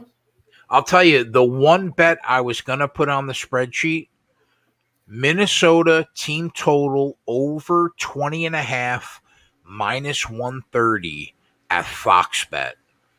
That was the one bet I was like, if I was going to put a play on the sheet, this is the play. But JJ threw the first half under 26.5 on the sheet, and they kind of conflicted. So I didn't really want to put the play on the sheet since he had a play on the sheet, which I liked. If I'm being honest, I kind of like the under in this game. And I mean, they're going to blow the total out of the box. But the one play that I really liked, Minnesota over 20.5, because even in their losses, they've gone over 22 points 11 out of 14 games.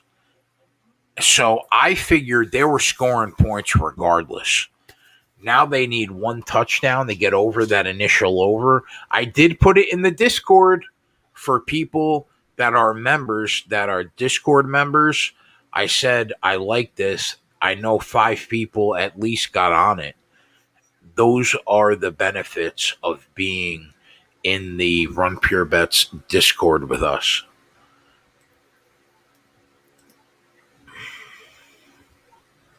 I'm looking forward to getting my hand on some of these Run Pure props.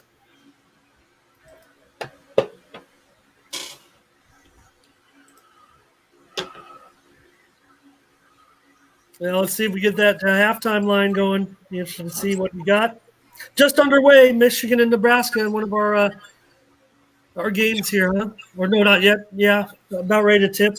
And I'll just give a lean because I'm on the Run Pure channel and don't want anything go astray with our service. But I'll lean the Michigan laying the 7.5 and under 150. Nebraska and Michigan just about to tip off in the third Big Ten game of the day. What were your thoughts on the Clippers-Nuggets game? I'm on Denver. I'm on Denver for sure. I don't know what I've done with the total yet. See what let me see here. Ooh, a lot of sharp action on this game for sure. Two-way action. Boy, a lot of betting from the wise guys in this one. Wow. Not sure what to make of it, but Denver now getting 3.5 at 3.5 at Penny, 3.5 at Bovada. Still 3 at Bet Online. Circa also at 3. Oh, Uriel, if you're a member already, all you have to do is DM the person that I am going to put right now in the chat. DM Travis Mangone and tell him you're a member at Run Pure Bets. You want to be added to the Discord, and he will make it happen for you. Might not happen today, but probably tomorrow. Looks like I'm reading some of the chat. Looks like Otter's going to spend his stimulus on Bitcoin.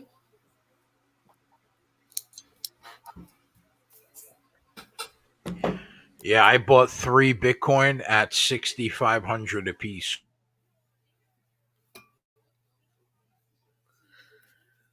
It's been a great run. That run from 16,000 to 23,000 allowed me to quit my job. If Bitcoin went to 0, Jay, I'd probably have to come ask for a loan. I'd have to sell this condo. That's it. Bitcoin will be worth $200,000 before the next halving. That's my prediction. That's 3.5 years from now. If you have one of the 21 million Bitcoin, you're in good shape. Just never sell it. Now they sell it and buy it. Robinhood is addicting. I'm a retail investor, so I'm no expert. I just watch the financial channels and start firing away. Ramon, do you remember about? Oh God, I don't even know. Who's doing Robin Hood with me? Do you remember somewhere between like 1 year and 18 months ago? Do you remember the tweet that I sent out about my Fugazi $25,000 Bitcoin wallet? Do you remember that tweet? Uh-uh. I sent a tweet out a little over a year ago that had 8 cryptocurrencies, Okay. and it was based off if you had 25,000 to invest, right? And I said, I listed the 8 and how much I would buy of each, which it wasn't really Fugazi because that was basically what I did, except that I bought 3 Bitcoin at 6,500. Connor remembers that $25,000 Fugazi Bitcoin wallet that I tweeted out is worth $71,500 12 months later. Like, Ramon, you know what I did? Like during the, pandemic and like no sports, I dove I dove deep into the crypto market and learned everything I can for about 8 months straight. Like, I spent probably 10 hours a day for 8 months learning everything I can about crypto. And then I made that wallet, and it's literally worth like 60,000, 50,000 more than when I tweeted it out. Killed it. $1,000 rally today in Bitcoin as well, and it's snowing on the Robinhood app. Did anybody notice the snow coming down on the Robinhood app? They're being accused by regulators of doing things like having exploding fireworks, things that catch the eye of amateur investors like me to go, "Wow, this is great." Of course, we're all falling for it. What's the price? What's one Bitcoin going for right now? 24/7. Oh my god! It's up 1,000 today. So 3 Bitcoin is worth 75 grand right now. And look at that spike right now. This is the 1-day chart here. Wow! Everybody throw some Bitcoin in. Maybe we can get up to 26 grand by the end of the second half. Yeah, I'm telling you. Record, obviously. Currently an all-time record for Bitcoin right now. No doubt. I am confident that 10 years from now, 1 Bitcoin will be worth $1 million.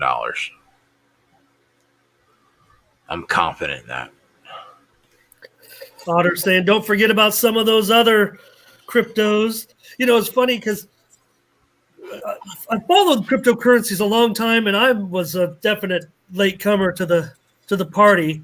But I mean, I could remember back in the day. I don't know if we have how many people in the chat are as old as I am, going back and reading sports gambling forums and sports gambling content. I'm going to date this one back all the way to some of the websites like Gambling 911 and Major Wager. If anybody visited those sites about 20 years ago when they first started talking about cryptocurrencies, and they actually made like a little forum for people to exchange ideas about cryptocurrencies. And man, little did I know, or little did anybody know, I guess, except for those people in there that were talking so highly of cryptocurrencies.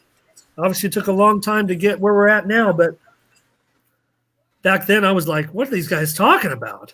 I just wanted to pick on the football game. But they were way ahead of the curve. I imagine those people are wealthy on it now. These Boston Celtics jerseys leave a little something to be desired. In case you didn't know who they were. Not sure these were the Christmas jerseys I was looking forward to. I just saw Jay. It just says Boston Celtics on the front. Very.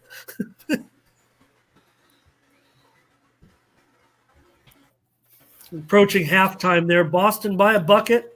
Minute and a half to go.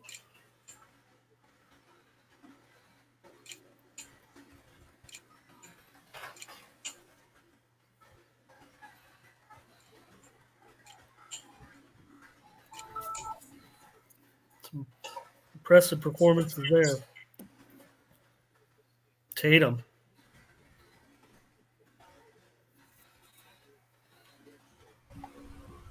See if we get that halftime line yet. Did you already recite that? Yeah, 24-14 at the break. They flew over the first half total. It was 26.5 at open. It closed at 24.5. I thought the under was the right side, if I'm being honest, in the first half. And they flew over that. Not even close.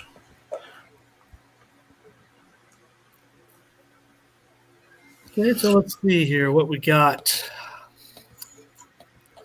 I took the Saints live at -2.5 for like 2 dimes. So I'm hoping they win this game by 3. If they don't, Christmas will be slightly less good. But what do you think, Ramon? Let's go over that. New Orleans plus a half, minus $1.20. Total 24.5 over 30 is one of the lines that I'm currently seeing. Team total Minnesota 13 over 25. New Orleans 13.5 over 25. So you have the Saints second half line at -0.5. Plus a half, minus $1.20. See what else we can get. Well, they're up by 10 right now.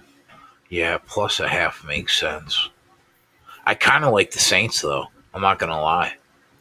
That was a pretty juiced total, 24.5 over 30. An equal line total looks like maybe 25.5. That's a awkward number, huh? I don't know what changes. You would think that the Saints will run more, but Alvin Kamara on the ground is destroying the Minnesota Vikings defense. That probably continues. My gut says that they probably win this game by 10.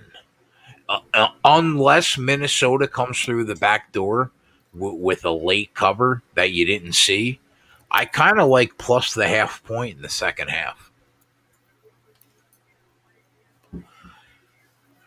What we want to see right now, we want to see Kirk Cousins throw that prime time pick that he is notorious for. That's what we want to see. Because we got that at the bottom. Cousins throws a pick at -115. Breeze is not throwing to Kamara. That's a little concerning. We probably are not going to cash that prop unless he breaks something. He did target him in the end zone on a play. True. But you know what, Ramon? Why would you throw to him when he's got 12 carries for 96 yards and he's averaging 8 yards a carry? At that point. And some touchdowns, by the way. Some. Yep. That's definitely a good way to describe it. Some. Shout out to all those JUCO players, too. Alvin Kamara, junior college player, too. Don't forget that. Just a little bit of breaking news. I think maybe some people have seen it, started to break a little bit. James Harden is active and will be able to play on Saturday. This interesting news. But that's just started coming out within the last 5 minutes or so. What were you saying about a Nashville RV that exploded? What happened? Yeah, a guy exploded an RV downtown Nashville today. It was an incident. I mean, it's not a major. I was kind of putting a tongue-in-cheek spin on that. Actually, police said that it looked suspicious, right? the guy was announcing on the loudspeaker of the RV that it was going to explode. Really? He did detonate it, and the police said, well, it looks suspicious. What was he inside it? I don't know. Jesus Christ, man. I think I would have heard more of it if it was a big deal. We're back underway now in the second half. Also fire up that. What am I doing here? I'm going to move these TVs around a little bit. Yes, sir. Now that that football game ended, and put the basketball on the Big Ten basketball game on a bigger screen.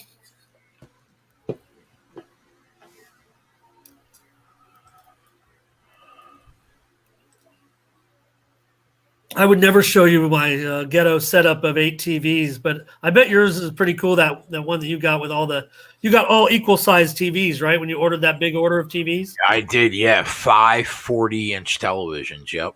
Wow. And then I have like 2 shitty iPads for like 2 other screens. Yeah. And on the laptop that I run the show from, I have another box that's got like a little corner. So I can watch 8 games at once. Are you still running the Cody box over there? No, I went to all Fire Sticks. Oh, okay. Yeah. When I, left my well-paying job, I just decided to kind of minimalize a little bit, at least on the bill. Is that an interception? Cable is expensive. That wasn't a pick, was it? See, I'm behind you. That's the problem with the. Was that a pick?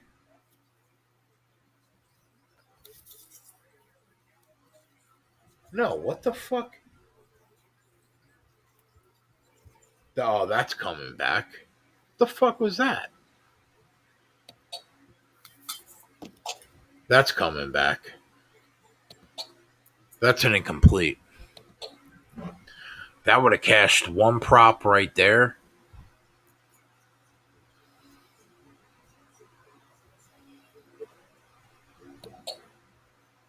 Icon asking about the Iowa-Minnesota total. He likes it under. It's a pretty big number. Obviously, it's going to be a great game, and I might be willing to. I don't want to say. I don't know. I'm not going to say much about picks. I'm afraid because I don't know what these guys have on their sheets. So that's just going to be a great game. Obviously, Iowa and Minnesota tonight. It'll give us. Yeah, we don't have. I can tell you right now.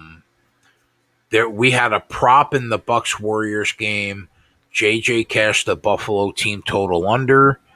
We lost the Saints first half under, and then we have a play in the Clippers game, and that's it for tonight. So you could talk whatever you want. Well, because that Iowa-Minnesota great college basketball game tonight, if anybody was, it's just some college basketball on Christmas. We're all focused on this football game, but I think we got a pretty good Big Ten game tonight with Iowa and Minnesota. Who do you like in that game? Well, I like Minnesota. I love Garza, and he's been spectacular, no doubt about it. But I think getting 6.5 points at home with this Minnesota club, I mean, they've got some pretty good players as well. And I haven't made a commitment yet, but I'm going to be probably on Minnesota. As far as the total, we'd worried about that total, the way these things are going. But and I think that, I kind of tabbed it at 170. And now it's open 163 up to 166, 166.5. The value is slowly diminishing, and the good value, if you like the under, like Icon suggests, or asking me about it. Benjamin says, "Where did I get the Fire Stick? I bought all of them on Amazon from Amazon.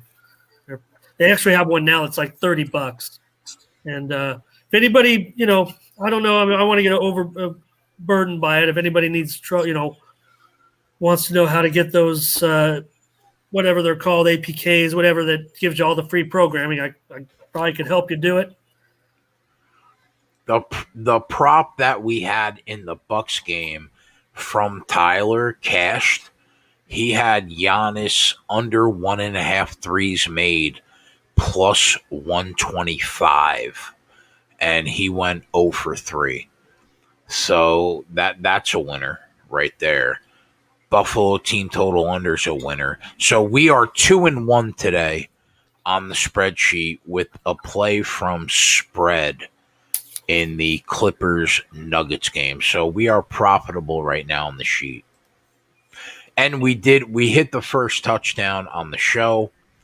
Hopefully we can get the Kirk Cousins interception home or Kamara over the yards. But I have a personal bet, Saints minus 2.5 for a couple thousand.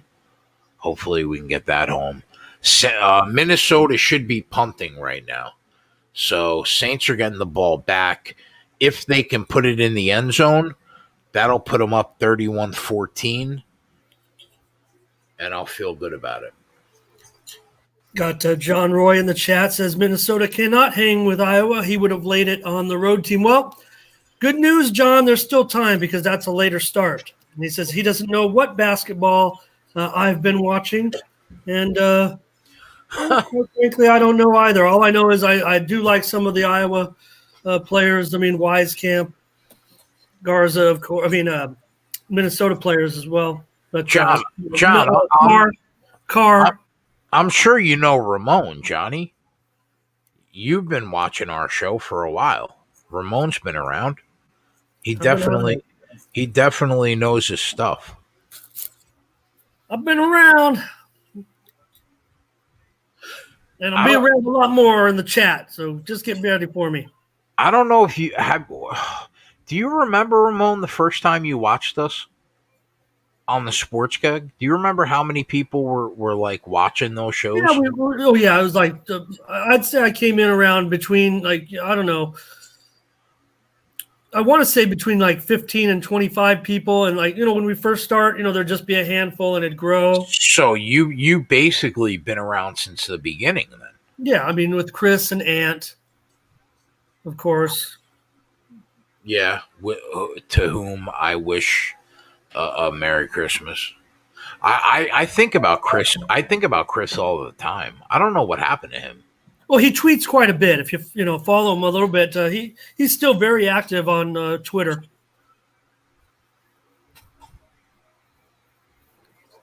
I'm on Twitter. Anybody can follow me. I'll follow you back at Ramon Scott Media now. At Ramon Scott Media.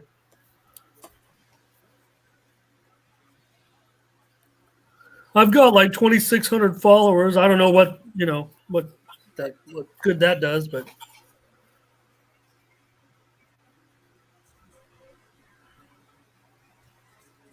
I follow a lot. I'll tell you what, you know more than most, bro. Compared to what I see on social media, you know more than most. Well, and I like to follow. I use my tweet deck. I don't know if anybody uses tweet deck. You can get so much information rapidly. Anybody, uses a tweet deck, gets all the tweets flying across the screen. You don't miss much. Another interception by Minnesota. Oh. Unbelievable. I'll be right back. Okay, I'll hold down the fort. Here I am again. Run Pure Bets. Ramon Scott filling in on Christmas. Merry Christmas, happy holidays. I'm just filling in for all the crew, letting them spend time with their families. And I'm here with my family in the chat, my chat family, the closest thing to a family I've got. Kenny Peacock, Ronnie, Bobby, Patrick. Nice to see all of you guys hanging out. Hope you got the family there with you.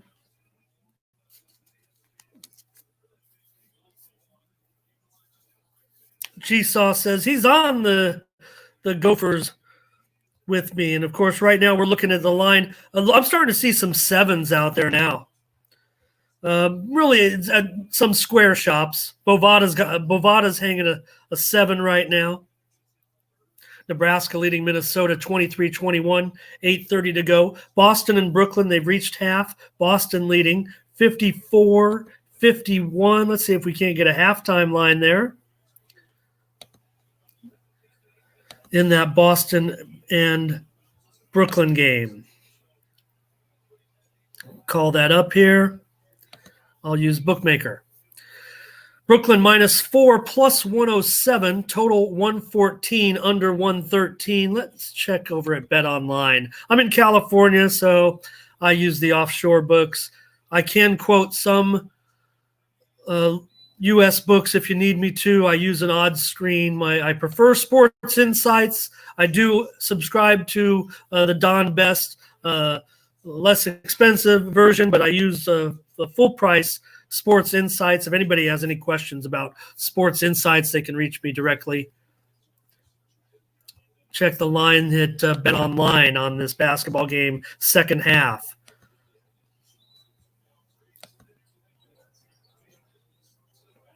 Oh, are we back under what? No.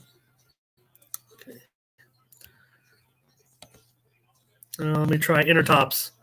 Offshore books that I use here in California. Since we don't have legalized sports betting, I like my favorites are Bovada, Bookmaker, Bet Online, and Intertops. 5 Dimes was a big one for me, but they left the market. A lot of people know last month, 5 Dimes chose to leave the American market because they want to come in through the front door. They want to be a legal entity and have their services available in the United States when things continue to loosen up even more. So right now, 5 Dimes pulled back a little bit following the death of their CEO, if you will, and his wife took over. And just within the last year, they decided, actually within the last couple of months, but they decided that they want to be a legal sports book when the offshores are allowed to come on in to the United States. So thank you for these great comments, Chris. Great to see you. Kenny Peacock talking about Chris Edge. Icon, I've been around. I've been working. I went back to work in the pandemic dealing poker because the business was so strong, and it's still very, very strong, but just can't do it right now with the pandemic. I can't sit here and talk about on some other live streams that I do about the raging pandemic and how bad it is, and then continue to go work in a card room, with 9 players within 5 feet of me, wearing masks and doing all that is. There's that Minnesota touchdown. Did you guys clue me in on it in the chat? You guys didn't tell me. Irv Smith Jr. in the end zone, touchdown Minnesota off that second Drew Brees pick. Now Minnesota back within that number. Sumner's got the under in the second half.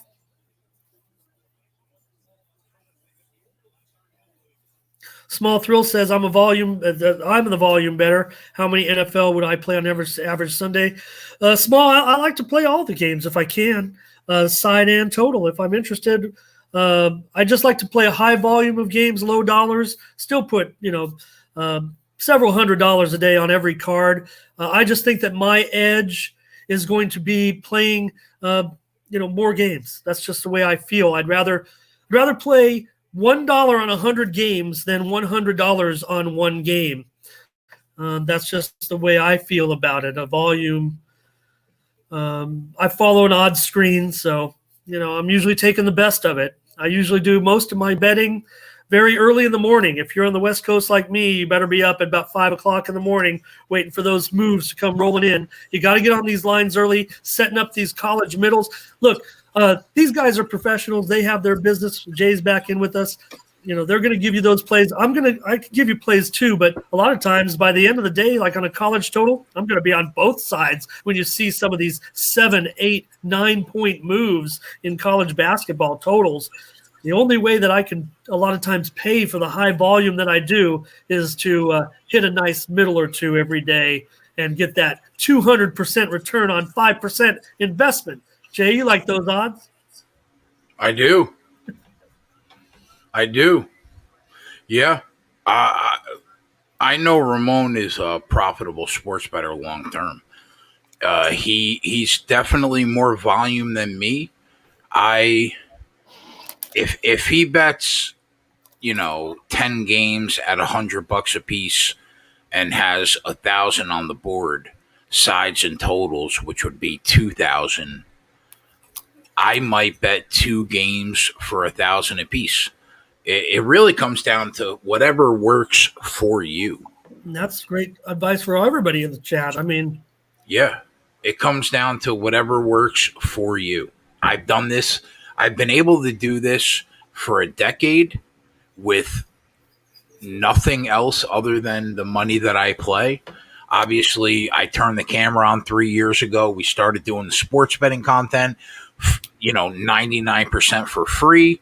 And then people that matter in the industry contacted me and were like, we love what you do. We want you to come here. And now we charge a small fee to come and hang out with us and bet the same bets that we bet. But at the end of the day, man, I'm just a sports bettor betting 2 or 3 games a day and paying my bills. It really comes down to whatever works for you. It works. If Ramon bets every side in total, that works for him, and I love it. I might bet 2 or 3 games on a day he bets 12. That's okay. If we're at the end of the day, if both Ramon and I are in the black, that's all that matters. I am getting some comments in the chat. Mr. Stubby says the bookies must love me. The vig alone will kill you on that philosophy. Well, last I checked, on a straight bet, the big a lot of times in some of these books, 10 cents or less if you're dealing with some of these volume books.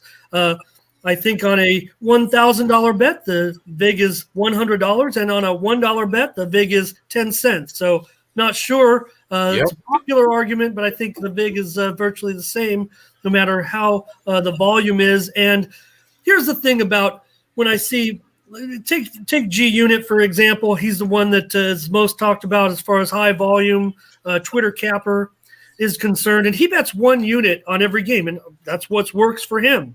But he bets every single side in total, right? Yeah. And I will not do that. I mean, if my number falls, like say we're looking at a college total and my number is 138 and it falls 138 and I have a window that says, 137 or 139, probably got to pass. But you know what? If that line moves 4 or 5 points before tip-off and it isn't based on a personnel being out, well, then I have a play, right? Yep. And I think that that's what a lot of people, they have their numbers and they're setting their numbers. If their numbers say they have a play, they should be playing it. Otherwise, they might want to adjust your numbers. But and that's what I do. When I am on a play where, boy, I really don't feel comfortable, I'll play it and I'll adjust after I lose. And I'll just say, hey, you know what? That's live and learn. What percentage of your bets on a daily basis would you say are live? Live in play bets? Yeah. 5 to 10%. Okay. And usually it'll be, to middle games. A lot of times totals. Yeah. I mean, a lot of times I can end up with, like I said, bets on both sides. I'm not, want to sit there and cheer, but I don't mind being a little, just sitting there with a guaranteed profit too. True. See, like with me in the NBA, personally, 100% of my bets are live. Because I believe, and I think the numbers bear it out, unless you go wire to wire and you destroy a team from opening tip until the final horn, if that doesn't happen, you are basically always going to be able to get a better number live on the team that you want to back than rather than the pregame close. And that's why, like, literally 100% of my NBA bets are live. Now, at Run Pure Bets, Tyler and Spread are our NBA specialists. So I'll look at their play and I will use that as a guideline. Tyler likes this team. Okay. I'm not betting it at that number. I'm going to try to get the best possible number in game that I can get on the team that Tyler likes. Same thing goes for spread. Because why get +3 when you can get +14 in game? It happens every single night. NBA is a game of runs. Period. Full stop. Less than 5%, I would say, of games go wire to wire on the favorite. Less than 5%. So as far as now I bet pregame in the NFL, obviously the MMA, obviously NASCAR. I'll always look for an NFL live line, a team total, or a spread. If a team goes down early that I really like, I'll hop on that team at a better price. But in terms of the NBA, 100% of my bets are live. What are your thoughts on that? Well, I think the advent of live betting has been huge. I think it's great, and I think it's getting more people involved and having apps, and the convenience of it. I think it's important for someone. I'm so glad that it's become, part of the mainstream, because I do like it. Chris asked, do I have, are games in the NBA like Jay's done live? Of course. I mean, that's part of the whole process of trying to be profitable. I need those middles. I mean, I'm never going to, in my opinion, because I'm kind of a screen better. I love personnel. Don't get me wrong, but you're not going to hear me talk much about personnel. I leave that to the experts like Jay and those. I know all the personnel. I mean, I love them, but maybe I'm not as good at deciding, whether or not they're a tremendous players or whatnot. I'm generalizing here, but let me offer this piece of advice. This might be the best advice that I can give on the show today. You hear so many people talking about the bad beat, getting beat by that hook, and taking that tough loss, and oh man, listen to this bad beat story, and that's so tough. If you're not a high volume player and you're sitting down to play, let's call it a dime. We'll call it $1 for some of our people in the chat. That's reasonable. That's reasonable. 100, right? Maybe even 500. Maybe for Jay 1,000. If you're a player for $1,000, if you're going to play $1,000 on one football game this weekend, why am I going to take the exact line that's offered? Say it is a 7.5, right? Right. I'm not going to put my $1,000 on 7.5. I have $1,000 to spend. I'm going to put probably more like 200 on 7.5. Well, you know what though, Ramon? The only 6.5. The only spread that money out. Right, but the only thing you would say to that is that's what you would do if you only had $1,000 to bet on Sunday. If your unit is 1,000 a game, then you would bet like normal. But if you only have $1,000 to bet on Sunday, then you should not be betting that on one game. And only one game. And to take it a step further, Ramon, and I'm not even ashamed to say this, because I am completely open with my whole journey from 18 years old to now in sports betting. I was not able to do this and make a living before live betting. I'll be the first person to say, do I beat the closing number 7 out of 10 times? Probably. Do I beat the closing number in MMA 9 out of 10 times? Probably. But I was not able to make a living and support myself doing this until live betting really came to the forefront of the new sports betting. Once live betting came along, I made $230,000 in 2 years at FanDuel, another $150,000 in 2 years at DraftKings. But before that, I would hit maybe 53.5%, 54%. But live betting allows you to get off of the sides that would normally beat you. And it also allows you to double down on the sides that you know to be true and are right. That's why, in my Twitter bio, I'm live betting Enigma, as a joke. I would never be able to do this for a living if not for live betting. And that's why I started the live betting show 3 years ago, because the odds dramatically shift in your favor when you can watch a game and you can decide what you're going to do. Now, I'm the first person to say I probably go 52.8% pre-game. But you know what? I'm like 60% when I can get my eyes on that game and then I can make a bet. And I'm not ashamed of it. I would not be able to do this if not for live betting. So what are your thoughts on live betting in general?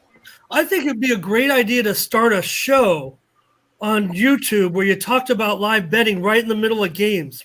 Wouldn't that have been a great idea? I wish I thought of that. That's a great idea. On the sports keg, what keywords? Here's a trivia question. What keywords did I type into YouTube that I first discovered the sports keg with 20 people watching? If that, I could think of 2 words: live betting. If you guys saw my YouTube, all the videos, when you print subscriptions and see all the sports videos that come up, if you saw, you'd be amazed. All the people doing content. I watch them all. Not watch them all, but I mean, I subscribe to them all. You know what? It's only fair to mention the good with the bad. And Otter brings up a great point. Live betting can be very dangerous too. It sure can, man. It sure can.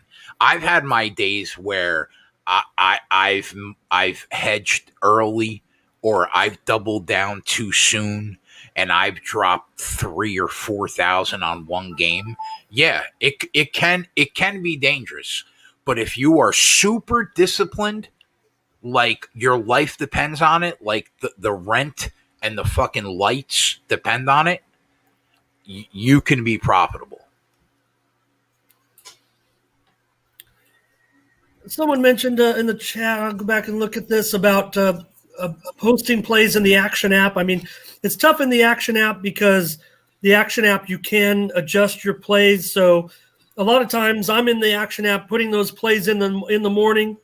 And, like we said in the chat here, I mean, that's how you kind of get the upper hand on the pre-flop betting, getting up early and getting those plays in. Then I take a nap, come back and bet again later on after the market's matured a little bit. But one of the most interesting things you can do if anybody's interested in this, and this is what I do, and if you're in the Action app, you can see the people who I follow. I'll follow you in the Action app, but it doesn't necessarily mean that I'm going to tail your plays. But with the Action app, you can actually follow people who are verified. They've actually gone and put their actual live betting accounts. These people cannot change their Action app results. Once they've tied in their actual live betting accounts to the Action app, they're locked in. And any bets that they make at a live bet, there's like I think they deal with about 7 or 8 sports books like MGM and some of the others on the East Coast. You can actually look and see what some people who are very profitable bettors are betting and how much they're betting. And it's a very interesting feature that's not talked about a lot because they talk about the Action app, and it's easy for Joe Average to go in there and change his plays to look like he's made $1 million in sports betting. But once these people commit and click on that agreement to tie in their actual betting accounts with the Action app, do you have to be well known, like a public face, to do that, or can anybody? No, anybody can do that. Now, to get a blue check mark, you have to be part of the Action Network team. But to be a verified, you just have to, click. There's a few sports books that are tied in with the Action app. There's a button you can click that shows your action on the Action app, and those can't be changed because those are just actual bets. Once you get that green check mark, those people are. I don't know what word I'm looking for, but those are the people who are verified by the Action Network that are actually putting their actual bets in the app. Can you tie that to FanDuel, DraftKings, and Bet365? I may have to get back to you on that to see which books that are available. I believe one of those may be available. Someone asked me in the chat, Jay, if I thought sports were rigged. And is that Greg? Is that Greg Russo? He feels he called into our show earlier in the week, and he feels that NFL football games are 100% rigged. What are your thoughts on that? They're rigged in our favor, and you just got to be on the right side. And if you're not with us, you're against us. So you better get with the rigged people.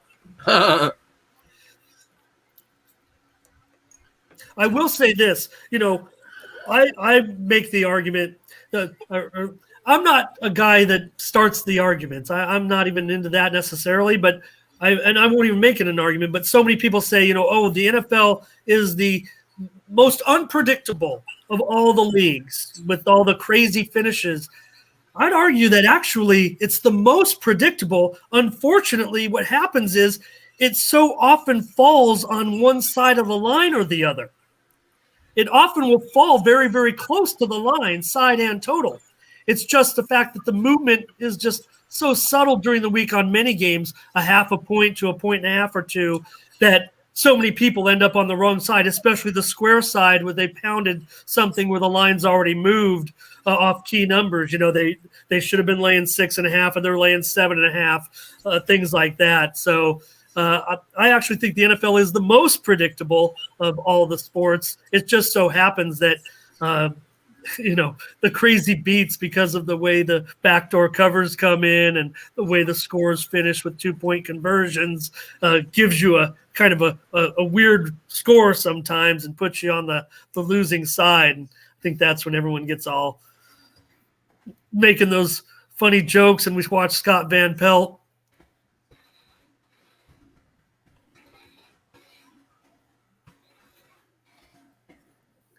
Also, one thing I like to do, I'm just sharing some of the things that some people may know about me that have been long timers, but those who don't and want to follow some of the things that I do and some of the chat forums. You can actually go in and people will purchase picks from top name handicappers, scam decappers, call them what you will, but people will share that information. I think it's kind of fun sometimes to go in there. I never see any run pure in those forums, though, because people respect the crew, I think, so much. They don't want to share those picks in the paid services forums that you see on the internet. Yeah, I just sent a message in our Run Pure Bets Discord that says, please tell me you guys got on the Minnesota Vikings team total over 21.5. I made it a point multiple times to mention it in here this week. That would have been my spreadsheet play this week.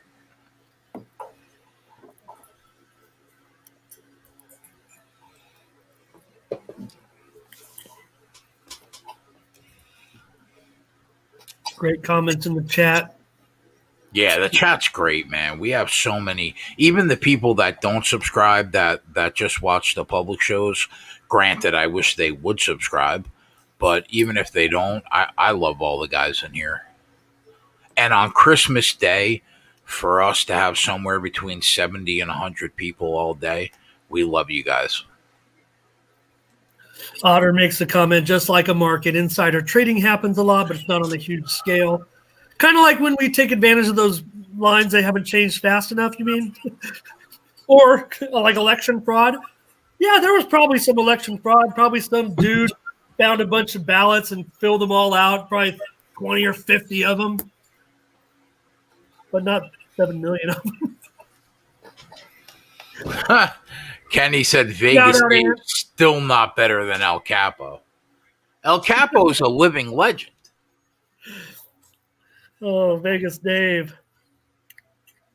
Oh, no, they're not giving them. Are they giving them pass interference right there? No, you're not. No, you're not. Hi, Damon. I'm on Run Pure, Damon. Look at me. No, you're not. I told Jay, I told Spread, Damon and Spread, I don't know who won that matchup. Did Damon win? They were going up against each other in the playoffs, and I told Spread, I said, I got to root for Damon, but only because he's more fam. he's more fan to me, even though I love Spread. He might be my favorite. Spread might be my favorite commentator of all the Run Pure team. But Damon is a guy who sat in the one seat. I didn't think I was going to give Ramon a 30-second timeout. Okay, Ramon. I'll be honest. Ramon is a sports keg legend. All right. One of my favorite sports betting people on the internet. But when I hear Spread is probably my favorite commentary guy of the Rum Pure guys, that's a 30-second timeout. I mean, what are you talking about? I'm Keg. I'm the guy that started the sports keg. How am I not number one? It's blasphemy. Thank you, Andrew. I'll tell you what, I never thought I would put Ramon Scott, somebody I hold in the utmost highest of regards. Okay? I think of him as a sports betting uncle. I had to give him a 30-second timeout. I had to. I mean, like, I'm not your favorite guy, bro. Like, the sports keg doesn't even exist without me. It's just sports on the internet sometimes. Ramon, You mean T.O., baby? Ramon, you're my guy, bro. But I mean, it's borderline hurtful. I should have realized, when I first tuned in to the Sports Keg. Do you see Spread here right now, Ramon? Well, he's the guy I most identify with in a sports betting philosophy. How's that? Damon said, I heard Jay's daughter runs the show behind the scenes. Abby put you on timeout, Ramon. A 12-year-old girl put you on timeout. Anyway, Damon would sit next to me in the one seat for many years, showing me his hole cards, showing me when I'd river him, giving him the beat. Shout out to Kenny said, when did the keg become Nazi jerk? Kenny, that's hurtful. Come on, bro. Come on, man. Yeah, can't be. Kenny's my guy. Kenny's like one of the 12 original. I mean, come on, bro. OG. Yeah, Kenny. Kenny's an OG, definitely. It's amazing to see some of the names still, still with the. Not surprising, but I mean, now we've been around the 3 years.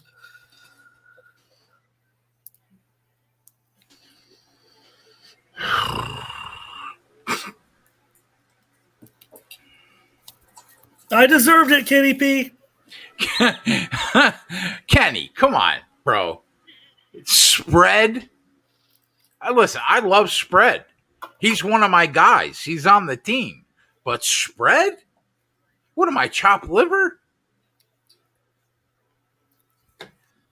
Hey, they've reached halftime, and Michigan leads Nebraska 36-34 in Big Ten play. We got a second half line. It looks like it's going to be Michigan minus 4.5 and the total 79 as we saw Minnesota get that touchdown to take it over the total. By the way, congratulations to fantasy champions with Alvin Kamara, right? It's over. Even my guy Aspire to Elate takes offense to that. I mean, that's my guy too. All right, live line on the Saints. minus 5.5 total. 71.5. Yikes. Oh, I can't believe I didn't put that Vikings team total over on the sheet.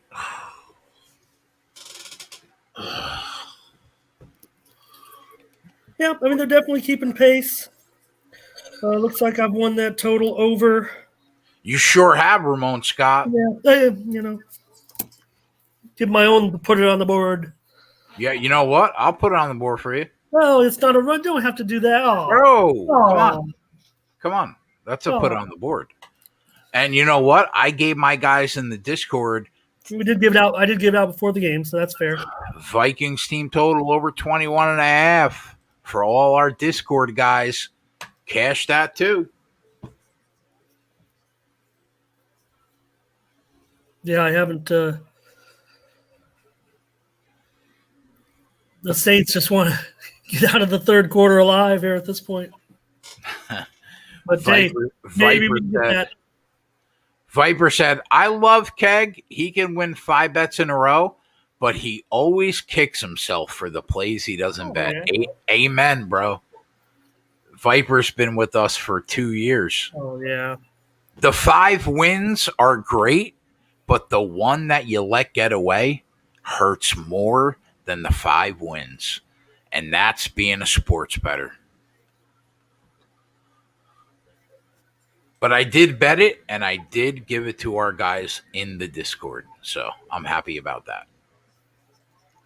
I kind of would like to, now that I see Damon, he's talked about Kamara. He's already cooked by Kamara. So let's go ahead and root for him. I mean, I'd like to see him get 5 touchdowns in a game. That would be awesome.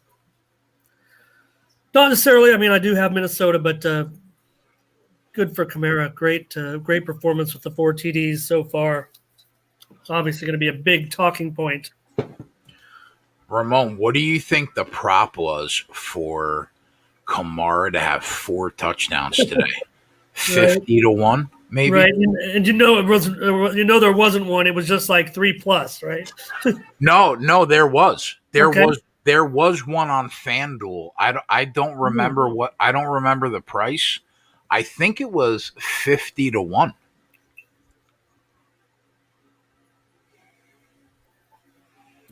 No, G-Sauce. I did not. Nope. And you know what? That ticket would have made about 50, what was it, 28, 5,600. I didn't even care. I didn't even care. The fact that we lost Trevor Lawrence was way more important. Way more important. Ramon, give me your honest opinion. Is there any chance in the world that the Jaguars beat either the Bears or the Colts to get one more win for the Jets to get Lawrence? Well, I think that Jacksonville will play hard in this game against the Bears. I think that the personnel will be interested in playing well this week, and I think with Minshew in there, maybe that gives them a little bit better chance to be a little bit stable on offense. Tough to make any argument for Minshew at all, especially with MVP Mitch actually playing decent. But I'm going to be leaning towards Jacksonville in that game to at least cover that number. And look, we love Trevor Lawrence, Jay, but, he's not the be-all, end-all. Oh, Ramon, he kind of feels like the be-all, end-all. Are you not totally sold? Not as sold as I was last year. Maybe it's the weeks off, did it for me. He's dynamite. He's awesome. How about this? Ramon? Our guy Corey H., who came in before you, says the Bears. Corey, you know what, Corey? I think it's Christmas Day. You and I have been friends through the internet. We've never had a conversation. Why don't you call that number at the bottom of the screen? Let me say hi to New Jersey for the first time. Come on, bro. We haven't got a call yet. Like you can't just say the Bears, Jags full on tanking. Like you can't say that to me on Christmas Day with our relationship, and you don't pick up the phone to call me and be like, Jay, love you, bro. What's going on? How you doing? Come on, Jersey. What do you want, my fucking kidney? What do I got to give you, my kidney? Pick up the phone. Say hello. What are we doing? Go ahead, cook. Let's go.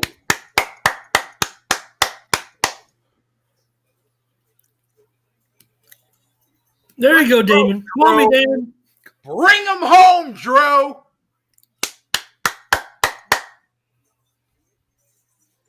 Yeah, like all my guys, Damon, Big King, G-Sauce, Corey, Kenny Peacock from across the pond, pick the phone up and say Merry Christmas to your boy.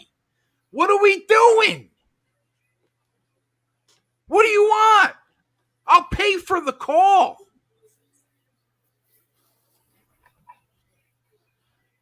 Ramon, right or wrong? Well, I could do a little, radio, like a little radio tease or something. 862-259-2485. Give us a call.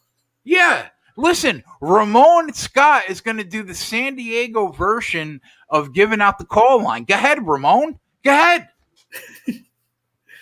Give us a call here on the Run Pure Bets hotline. Gotta let it scroll. Give us a call here in the studio on the Run Pure Bets hotline, 862-259-2485. Talk to Jay, the Sports Keg, live On Christmas Day. And Ramon the fill-in. Yeah, and the one and only Ramon Scott on Christmas Day. You know him as Raymond Ramon. You know him as Razor Ramon. You know him as Encyclopedia Brown. You know who I am. It's Christmas. I'll get the eggnog out. Pick up the phone.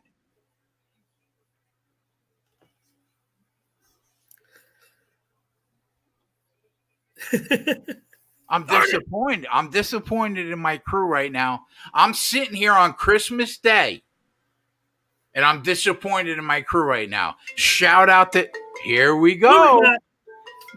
I shame them into it, Ramon. Call from. Shout out Maverick. Gaming. There he is. I knew he'd call me.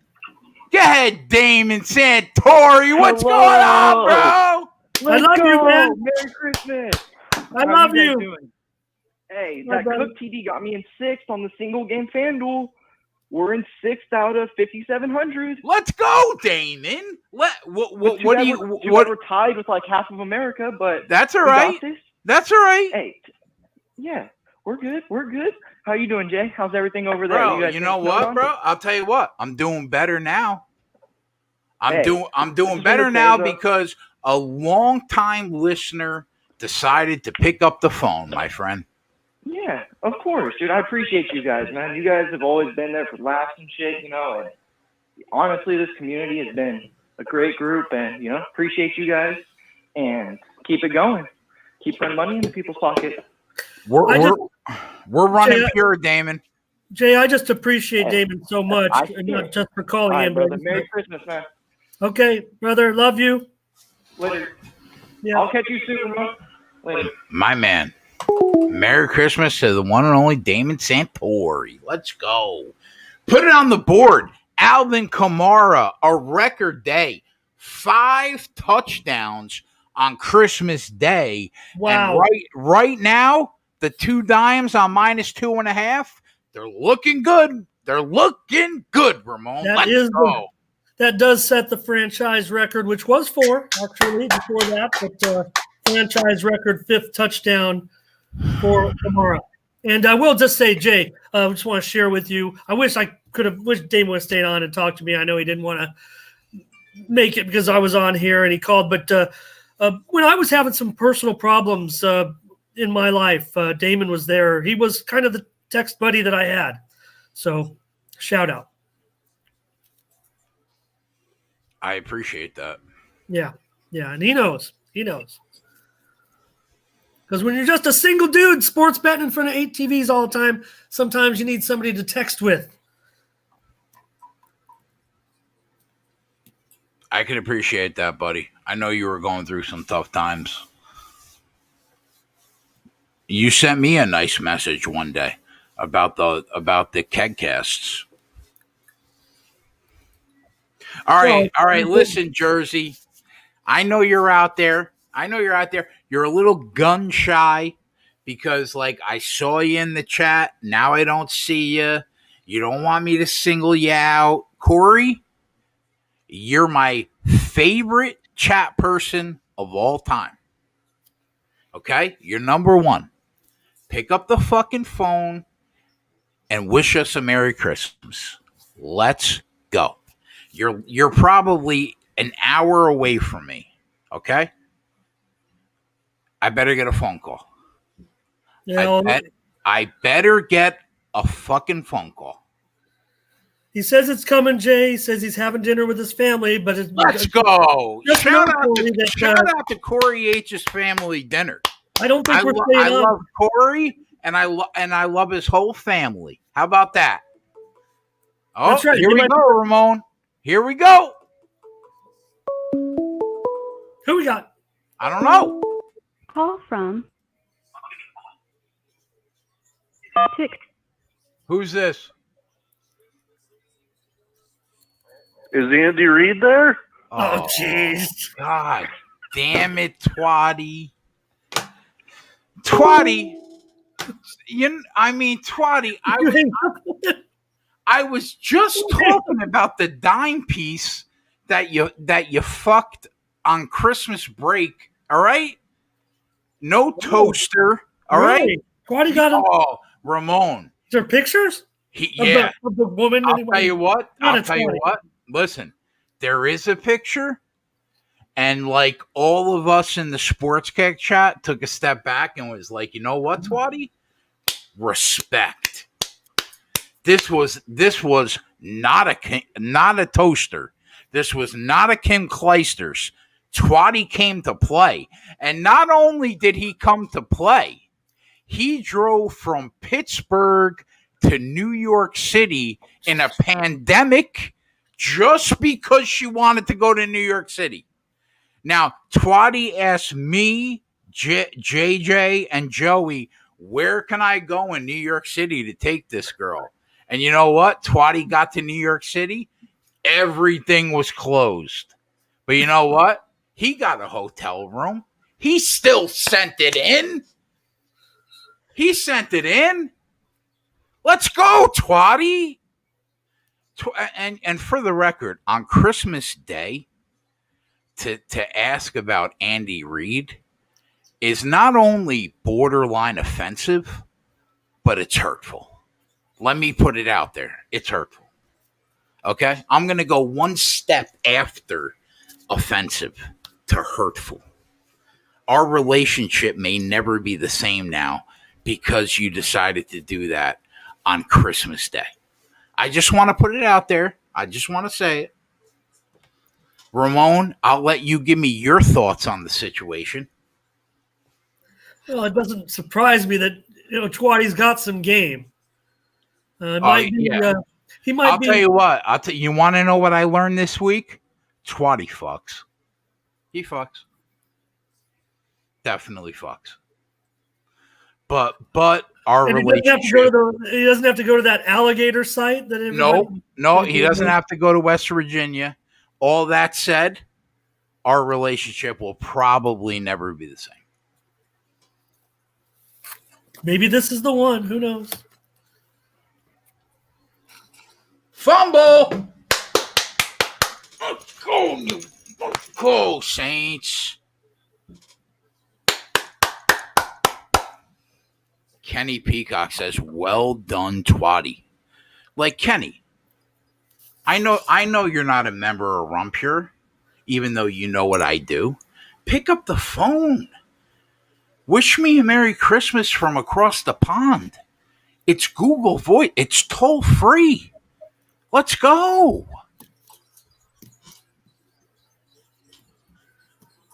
All right, Ramon. Saints getting the ball back here. Let's break it open.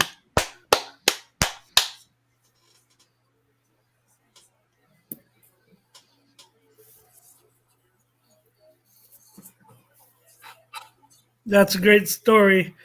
Shout out Twatty. I feel bad. He hung up on Twatty. No, Twatty hang up on us. Oh, okay.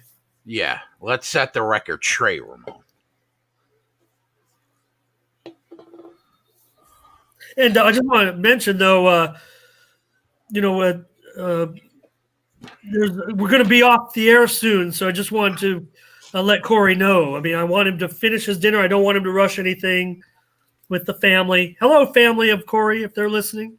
Here's what I would say. But Corey, there is only 11 minutes left in the game. Okay, here's what I would say. Corey, tell the family. Oh, look out, Ramon. Here we got. We got a caller. Here we go. Call from Chris. You. What up, Jay? Who's this? Chris? Brady? Yeah. My All guy. right. My How's it going? guy. I was just calling in to say hi real quick. I knew I can count on you, my friend. Yeah, you enjoying this game or what? I am. What do you got on the second half on Saint? Are you? I mean, Well, what I ended up betting point was, spread. yeah. Point spread. What I did was I threw 2,000 on the Saints. Yeah, I know that. Yeah, what was the point minus. spread? Yeah, I took them minus 2.5 though, but it was like minus So- 140. But they were already. Yeah, they were already up like 8. I'll tell you what. I was when Breeze threw that interception in the red zone. I was a little worried because it was a 3-point game. But right now, I don't feel that Right bad. now you're looking pretty decent. Yeah. Right now you look- I think the Saints Let's come go. down. Yeah, I think the Saints come down, score here, and put this game away at I hope so. I think they might 45-27. right now. I'll I tell think you. they might right now. I'll tell you what makes me. 2 things make me upset. Number one, Kirk Cousins hasn't thrown an interception, which Yeah. I thought he would. That could come late in the game. You know what? We gotta Fair- get you home. We gotta fair- get you home on the spread. Fair Sure. play. Yeah, fair play to you. The second thing that makes me a little upset is Alvin Kamara decided to have 5 Or touchdowns and run 5 for touchdowns, yeah. and run for 150 yards. And Yeah, I I'm got sitting with the ticket. You had Alvin Kamara first touchdown. That works. Yeah, we got that home. Let's go, Chris Yeah. B. That works. I mean, you can't see five touchdowns. Shit. Chris, Chris, you have a daughter, right? Yeah. Yeah. Did you take care of her for Christmas or what? Yeah. For That sure. a boy. Yeah, I just got her a gift card and a couple of gifts. Who works? That a boy, bro. My daughter's Same age as been. your daughter. Yeah, my daughter's been sitting in the other room with that laptop. Here's the mistake I made though. On top of the laptop, my ex my ex-wife goes, maybe you should get her an Amazon gift card to go along with the laptop. So I said this is what I said. I said okay. I'll get her like a $50 Amazon gift card to go along with the laptop. My ex-wife told me I'm a cheap piece of shit. Give her a $500 Amazon gift card. She's like 14 or 15, right? She's 12, bro. Oh shit. So she's sitting in the other room right now with a $500 Amazon gift card plus the laptop. I have no idea what she's buying. She could be buying dynamite. I have no idea. No, she's probably figured out a bunch of good stuff to buy or whatever. But yeah. But hey, she had a good Christmas though. But you're at $50 on the laptop. Yeah. That's a good Christmas. My daughter gives me a present today, right? It's like she gives me like beef jerky, like wrapped up, and I'm like, I said to her, I hate beef jerky. Like I don't eat it. I don't eat it at all. Let's get a first down. That's the first down right there, Sam. Yeah, it is. Okay, sorry. Let's go, Chris B. Twatty, you got Let's get it in there right now. I'm listening to you, Jay. I'm listening to you. Now, Twatty said the Yeah. new George Clooney movie on Netflix was booty. I watched that movie last night, Twatty, and I would like to say that movie was very good at the least. George Clooney movie? Yeah. I didn't see that movie. Yeah, it's called. I saw it on Netflix. Called The Midnight Sky. I watched it. Oh, okay. I watched it last night. Came out last night. I enjoyed it. Uh-huh. I enjoyed it. I watched that. Yeah, there was no sports on yesterday. I watched that movie. I rented some Redbox movies. I watched that on Prime Video. I watched that movie Vivarium or whatever. That movie was crazy, man. Oh, where they can't get out of the house. Yeah. I watched that like a month ago. It wasn't bad. It wasn't bad. It wasn't bad, but it was kind of. I was like, oh wow, okay. But yeah, it wasn't a bad movie. But Ramon, did you get a chance to watch The Midnight Sky, the new Netflix movie? No. I did actually watch something. I watched something yesterday. I'm trying to remember what it was. I mean, The Midnight Sky. Check that out. It's on Netflix. Yeah, it's on Netflix. #1 right now on Netflix. Right on. Jay, did you get So your are we gonna daughter? get in here right here, Jay, or what? Did I what? Looking like it.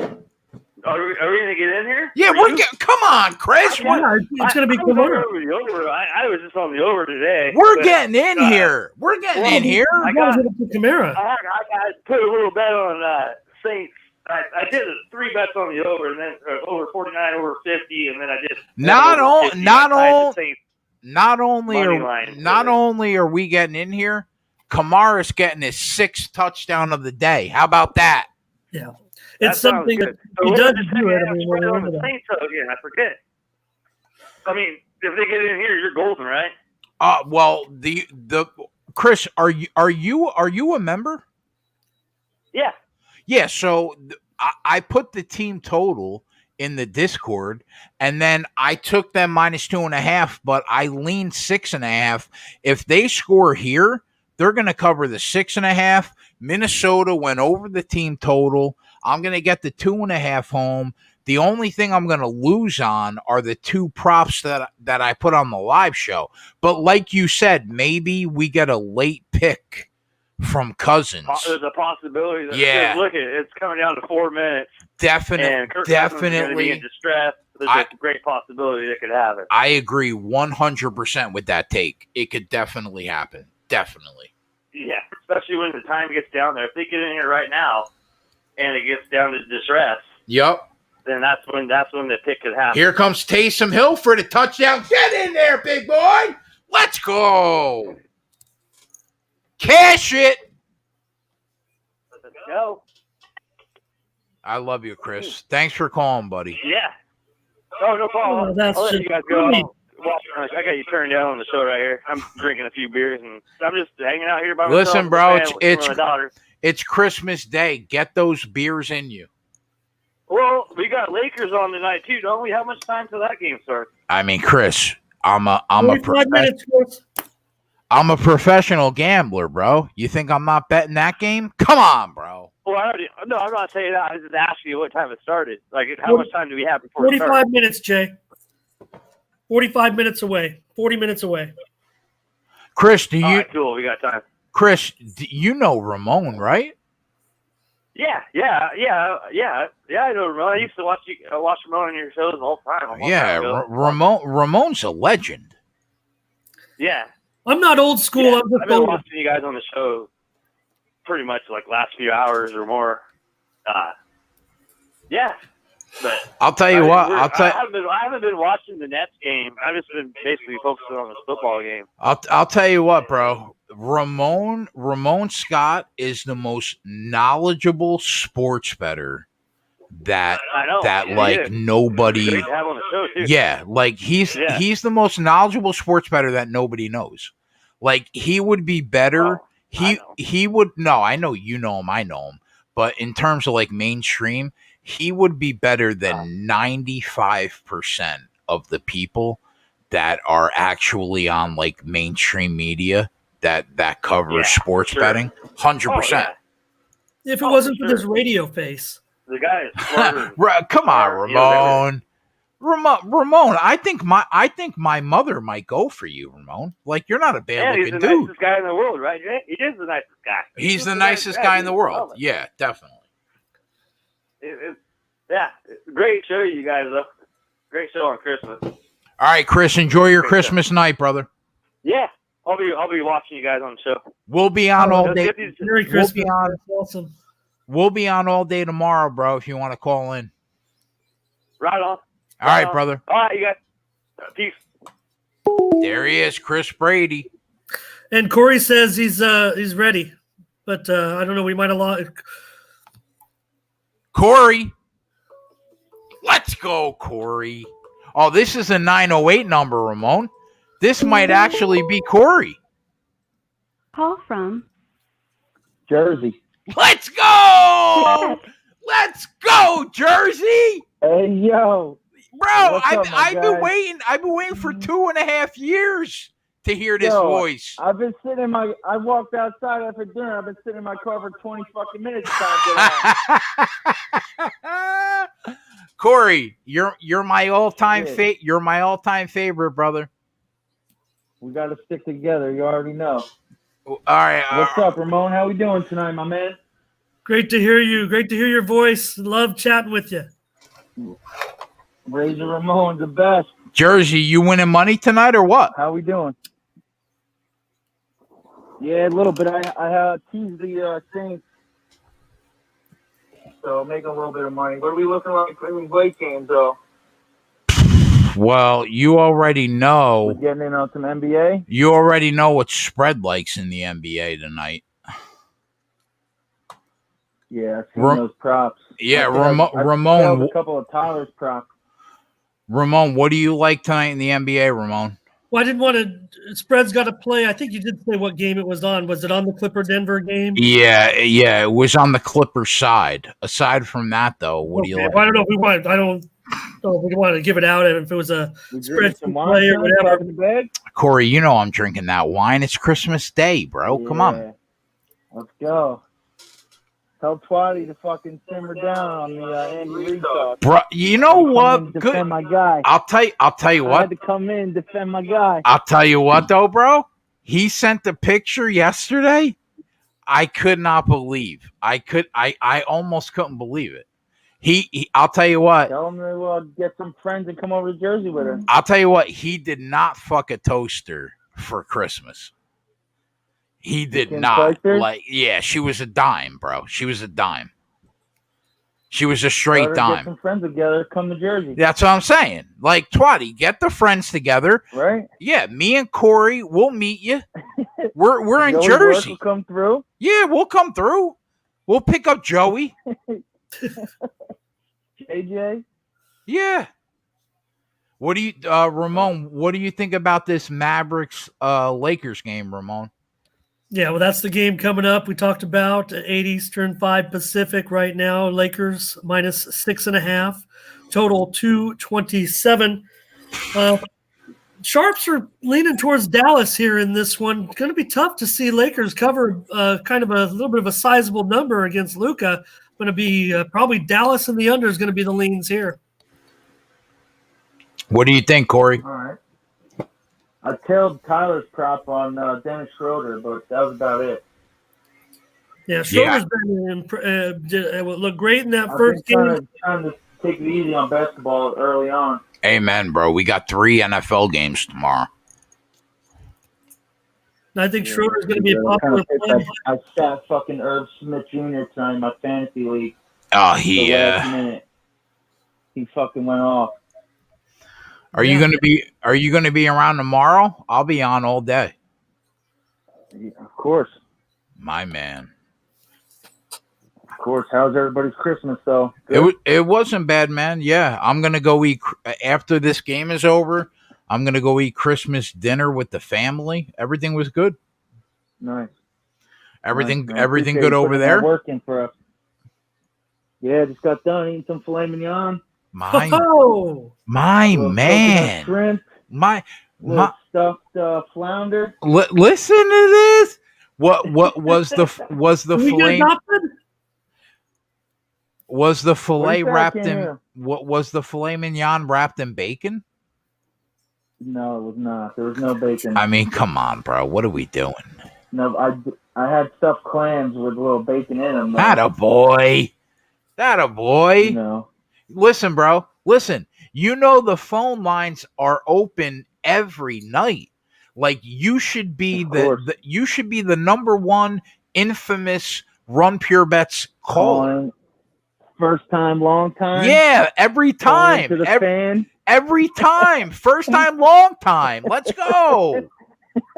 In the league, I know, right? It's been too long, man. Francesa style. In the league where they pay for play. Let's go. Exactly. Oh, I'm so happy you called, bro. I love you. I love you to death. Yeah, I was tired of getting slandered all over the place. Yeah, listen. Listen, I'm gonna shame you weekly until you call every week.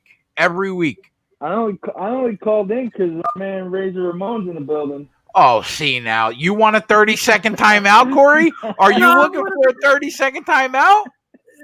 Jay, I'm one of the people. I mean, when you bring the guy from the chat in, it's like, you know. On the first call, you can't do that. I mean, can you imagine? Can you imagine, Ramon? This is my number one favorite person on the internet. Yeah. Like, can you imagine the nerve? Just like the bus balls, though. Bro, you better call in once a week. We just forget who our king is, Jay, sometimes, I guess. Corey, you're on the hook, bro. Once a week, you heard? I'm down. All right, bro. Enjoy your Christmas. I love you, brother. All right, guys. Stay safe. My man. Thank you, brother. Corey H. The winners. Thank you so much, Corey, for those kind words. Awesome. I love him. He's my favorite, Moan. He's my number one.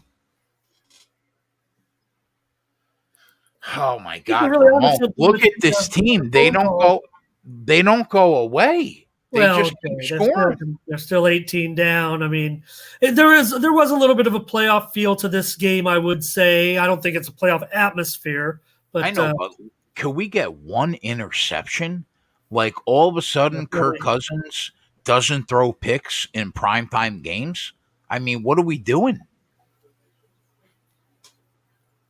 Going to need, they're going to touchdown and onside it, and they're still way down, but that, maybe there'll be less pressure for New Orleans to recover. Can't believe they didn't let Kamara get that sixth touchdown, which would have tied I agree. Dale Sayers' record. I on agree. Christmas. I mean, these are the moments you remember. We'll talk about Kamara. We'll talk about Super Bowl. We'll talk about a good career that he's had. But when we talk about Alvin Kamara 10 or 20 years down the line, we're going to talk about the day he had 5 touchdowns on Christmas. That's going to be something we're all going to remember. And could we all agree he could have easily got the 6th? Could have easily gotten the 6th. I mean, what were they thinking? That's going to be something that Sean Payton's going to have to answer to in the postgame. I agree. I mean, Taysom Hill walked in, literally. Yeah, Yeah, I agree. Man, this was Ramon. I love you, buddy. Thank you so much. Thank you for having me in here. We're going to wrap it up soon, but be with you guys all weekend, or obviously I'll be more available. We will be live tomorrow, definitely for 2 games. I'm not sure if we will be live for all 3, but definitely at least 2. And it will be open to the public. Sunday, we will be open to the public until 4. And then for the 4 o'clock games, we will go subscriber only. Man, I wish all the people that watch this show would just, it's $60 a month, man. Seriously, it's like $1.50 a day, $2 a day. Come and hang out with us. But yeah, we'll be live tomorrow. We have no UFC until the middle of January. So the UFC is on a break, which I will say is well deserved because they put in more work than anybody in the pandemic. But we will have 3 NFL games tomorrow, plus I assume a full slate in the NBA. So everybody come and hang out with us tomorrow, obviously at the Rum Pure Bets YouTube. And we got a couple more minutes here, and then we'll sign off. Wish everybody a Merry Christmas, and we'll be back tomorrow doing our thing. Yeah, NBA card tomorrow, Jay. That's a 10-game card, pretty big, nice college card as well, and of course those NFL games. Did you have any? Was it just going to be the afternoon, the 2 games in the late afternoon? I'm looking right now. So Tampa Tampa, Bay, Detroit at 1, San Francisco and Arizona at 4:30, Miami and Vegas is at 8:15. yeah, my guess is we'll come on live at 4:00 and then hang for the 2 games. And everybody will be on their own for the 1:00 game. What do you think about that Tampa Detroit game? Well, we see Tampa now mostly 9.5 across the board. I see some 10s in there at even money right now. So looking at it across the board, I'm seeing sharps are mostly on Detroit and the under. That might be my direction as well as we approach. I'm going to look for more signs, though. A lot of value with Detroit in that 10 points. Going to be ugly if you want to take the Lions, but that might be where I end up. Anytime you get these medium and large dogs after you destroy a non-conference opponent like Tampa Bay did, man, it's a pretty strong angle. See what happens there. My thought. Well, before I give my thought, what was your thought on the total? My first gut feel is to follow the sharps and take the under. We have seen a move. I think it opened 53.5. We are seeing some 54.5s, but I think generally 54. Is that what you got? Yeah, 54.5. My thought on the side was basically exactly what you just said. The only thing I would add to that is I know that Matt Patricia is no longer there. When he was there, the Detroit Lion first half endgame splits weighed heavily in the favor of taking Detroit in the first half. I know he's not there, but what I will say is the last 6 weeks, Tampa Bay has gotten out of the gate very slowly, like week after week after week. And Detroit has been a better team first half over the last 2 years than they have been full game. So my gut says maybe take Detroit plus the points in the first half, especially when you consider how slow week after week. Look no further than last week. Falcons up 17-0 at the half. Tampa Bay comes back, puts up 31 unanswered, or not unanswered, but 31 in the second half. That has happened more weeks than not. Tampa Bay, for whatever reason, gets out of the gate slowly. So I lean towards maybe taking the points in the first half with Detroit, and then second half, Tampa Bay figures out who they are, and maybe they pull margin in the game. But I don't really have an opinion on the total. I'll go with Ramon on the total. Let me reserve that, because for what you say, if that's the game script, you see, then this game will end up going over. I mean, and it wouldn't necessarily be a surprise. I'm just telling you the sharps are on the under. I would lean that way at this point. Listen to this, Jay. I mean, Tampa Bay's 5-2 to the under on the road. Detroit's 5-1 to the under. To the over. Let me say it again. Tampa Bay 5-2 to the over on the road. Detroit 5-1 to the over at home. I know that you have the data, so you're seeing exactly what I've seen.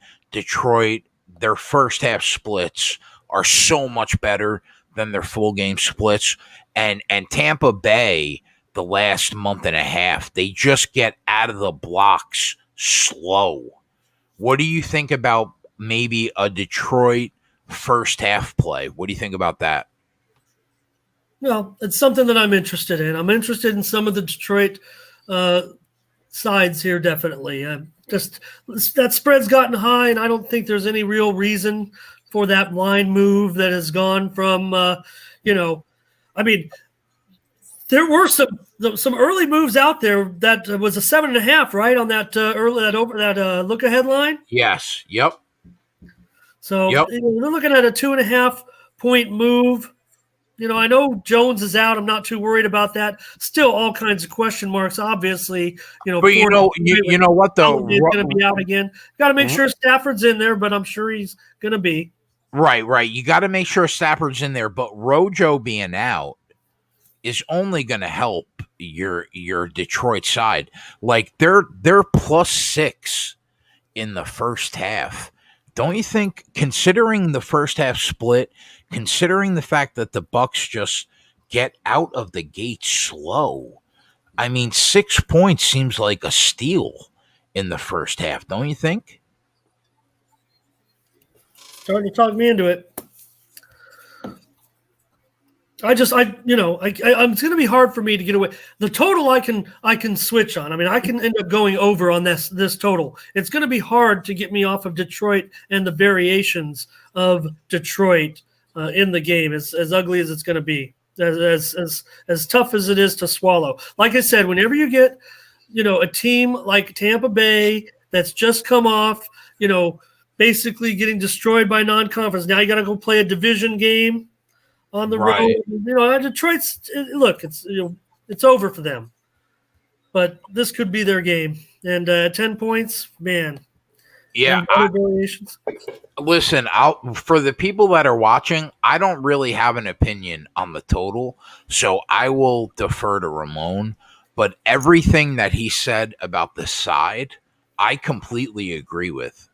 It's a hugely contrarian side, too. I mean, you're talking about, 65% of the tickets, 85% of the money on Tampa Bay. How can that be? Like the first thing I think about with Tampa Bay is right now with how they have played the last month.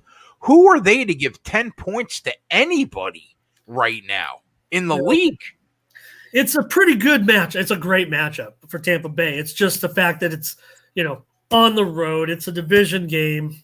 Detroit's going to, this might be their big game. It's not a great matchup for Detroit, especially in the run game, obviously. I mean, they're going to, I would think, have no running game whatsoever.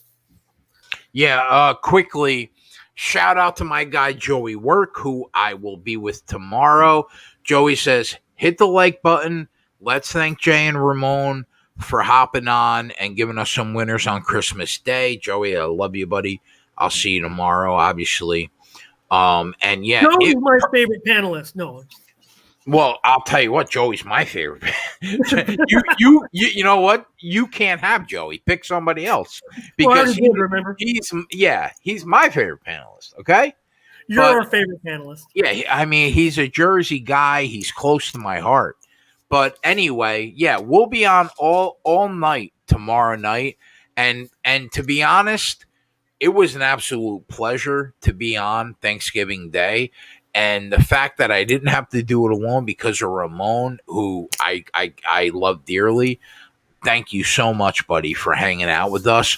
I agree with everything that Ramon said in that Tampa Bay game. If you're asking me, Jay, what is the play in the Tampa Bay game? I'm going to say Lions first half +6. That's what my gut says. I'll defer to Ramon on the full game and the total. I think he's on the right track. If you're going to give me 10 points with the Lions, I agree. As far as the total, I'm not sure. It can go over, it can go under. I'll defer to Ramon on that. Twatty said this some bullshit. Twatty, listen, Twatty, I love you. You're not a Jersey guy. You're like one state over. You're a Pittsburgh guy. I care about you dearly. You're like in my top 5 favorite people on the internet. But you're not a. There's something about New Jersey. You're not a Jersey guy. But aside from that, you'll see Twatty tomorrow. You'll see Spread tomorrow. You'll see Joey Work tomorrow. And you will see me tomorrow. You might see Ramon. Who knows? I don't know. Maybe Ramon's a team member. Maybe he's not. He's fucking knowledgeable. I'll tell you that. Give a follow to Ramon Scott at Ramon Scott Media because he's a fucking beast. You know who else is a beast, Jay? He got it. Alvin Kamara ties the NFL record with Dale Sayers, the 6th touchdown of the game. Awesome. I love it. That Ramon. 5 years ago that Gale Sayers had those 6 touchdowns. It ties the record, obviously. All right, Ramon, before we go, you know I'm a football guy. You know I'm an MMA guy. You know I'm a NASCAR guy. I'm not exactly an NBA guy. And we have a couple Christmas night prime time NBA games. Before we go, share your thoughts on these last couple games. Maybe we can point people in the right direction. Maybe we can give them some winners to wake up with tomorrow on Saturday morning. What do you think about these last 2 games? Don't worry about what the guys got at Rumpure. I want your honest opinion. Dallas, Lakers, Clippers, Nuggets, go.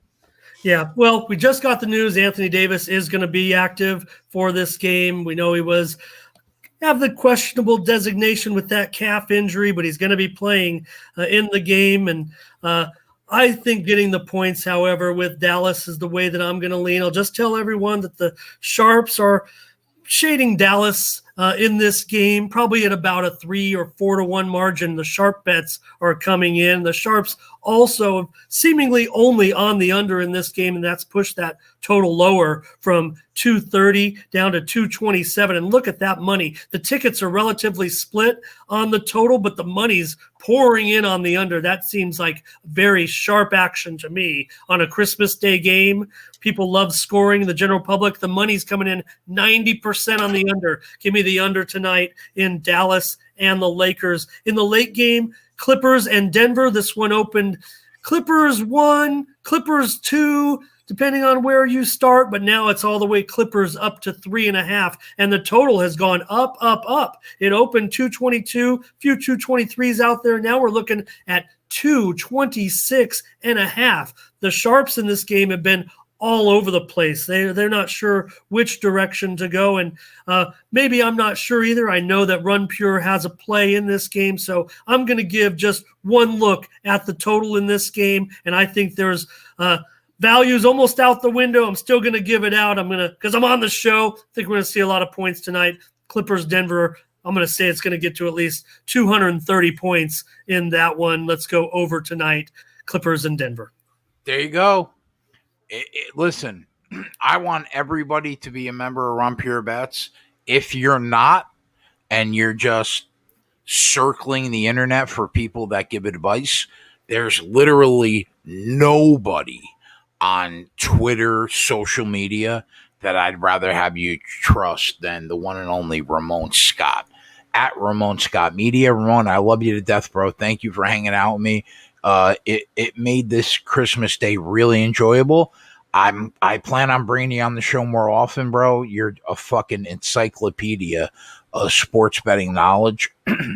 And now that I know that you're not at work and you're a free agent, I'm going to be breaking your balls more often. So I love you, buddy. Thank you for hanging out. I needed someone to spend the day with here, Christmas alone here in Southern California. You know, like I said, this is my family right here. The chat. I'll tell you what, though.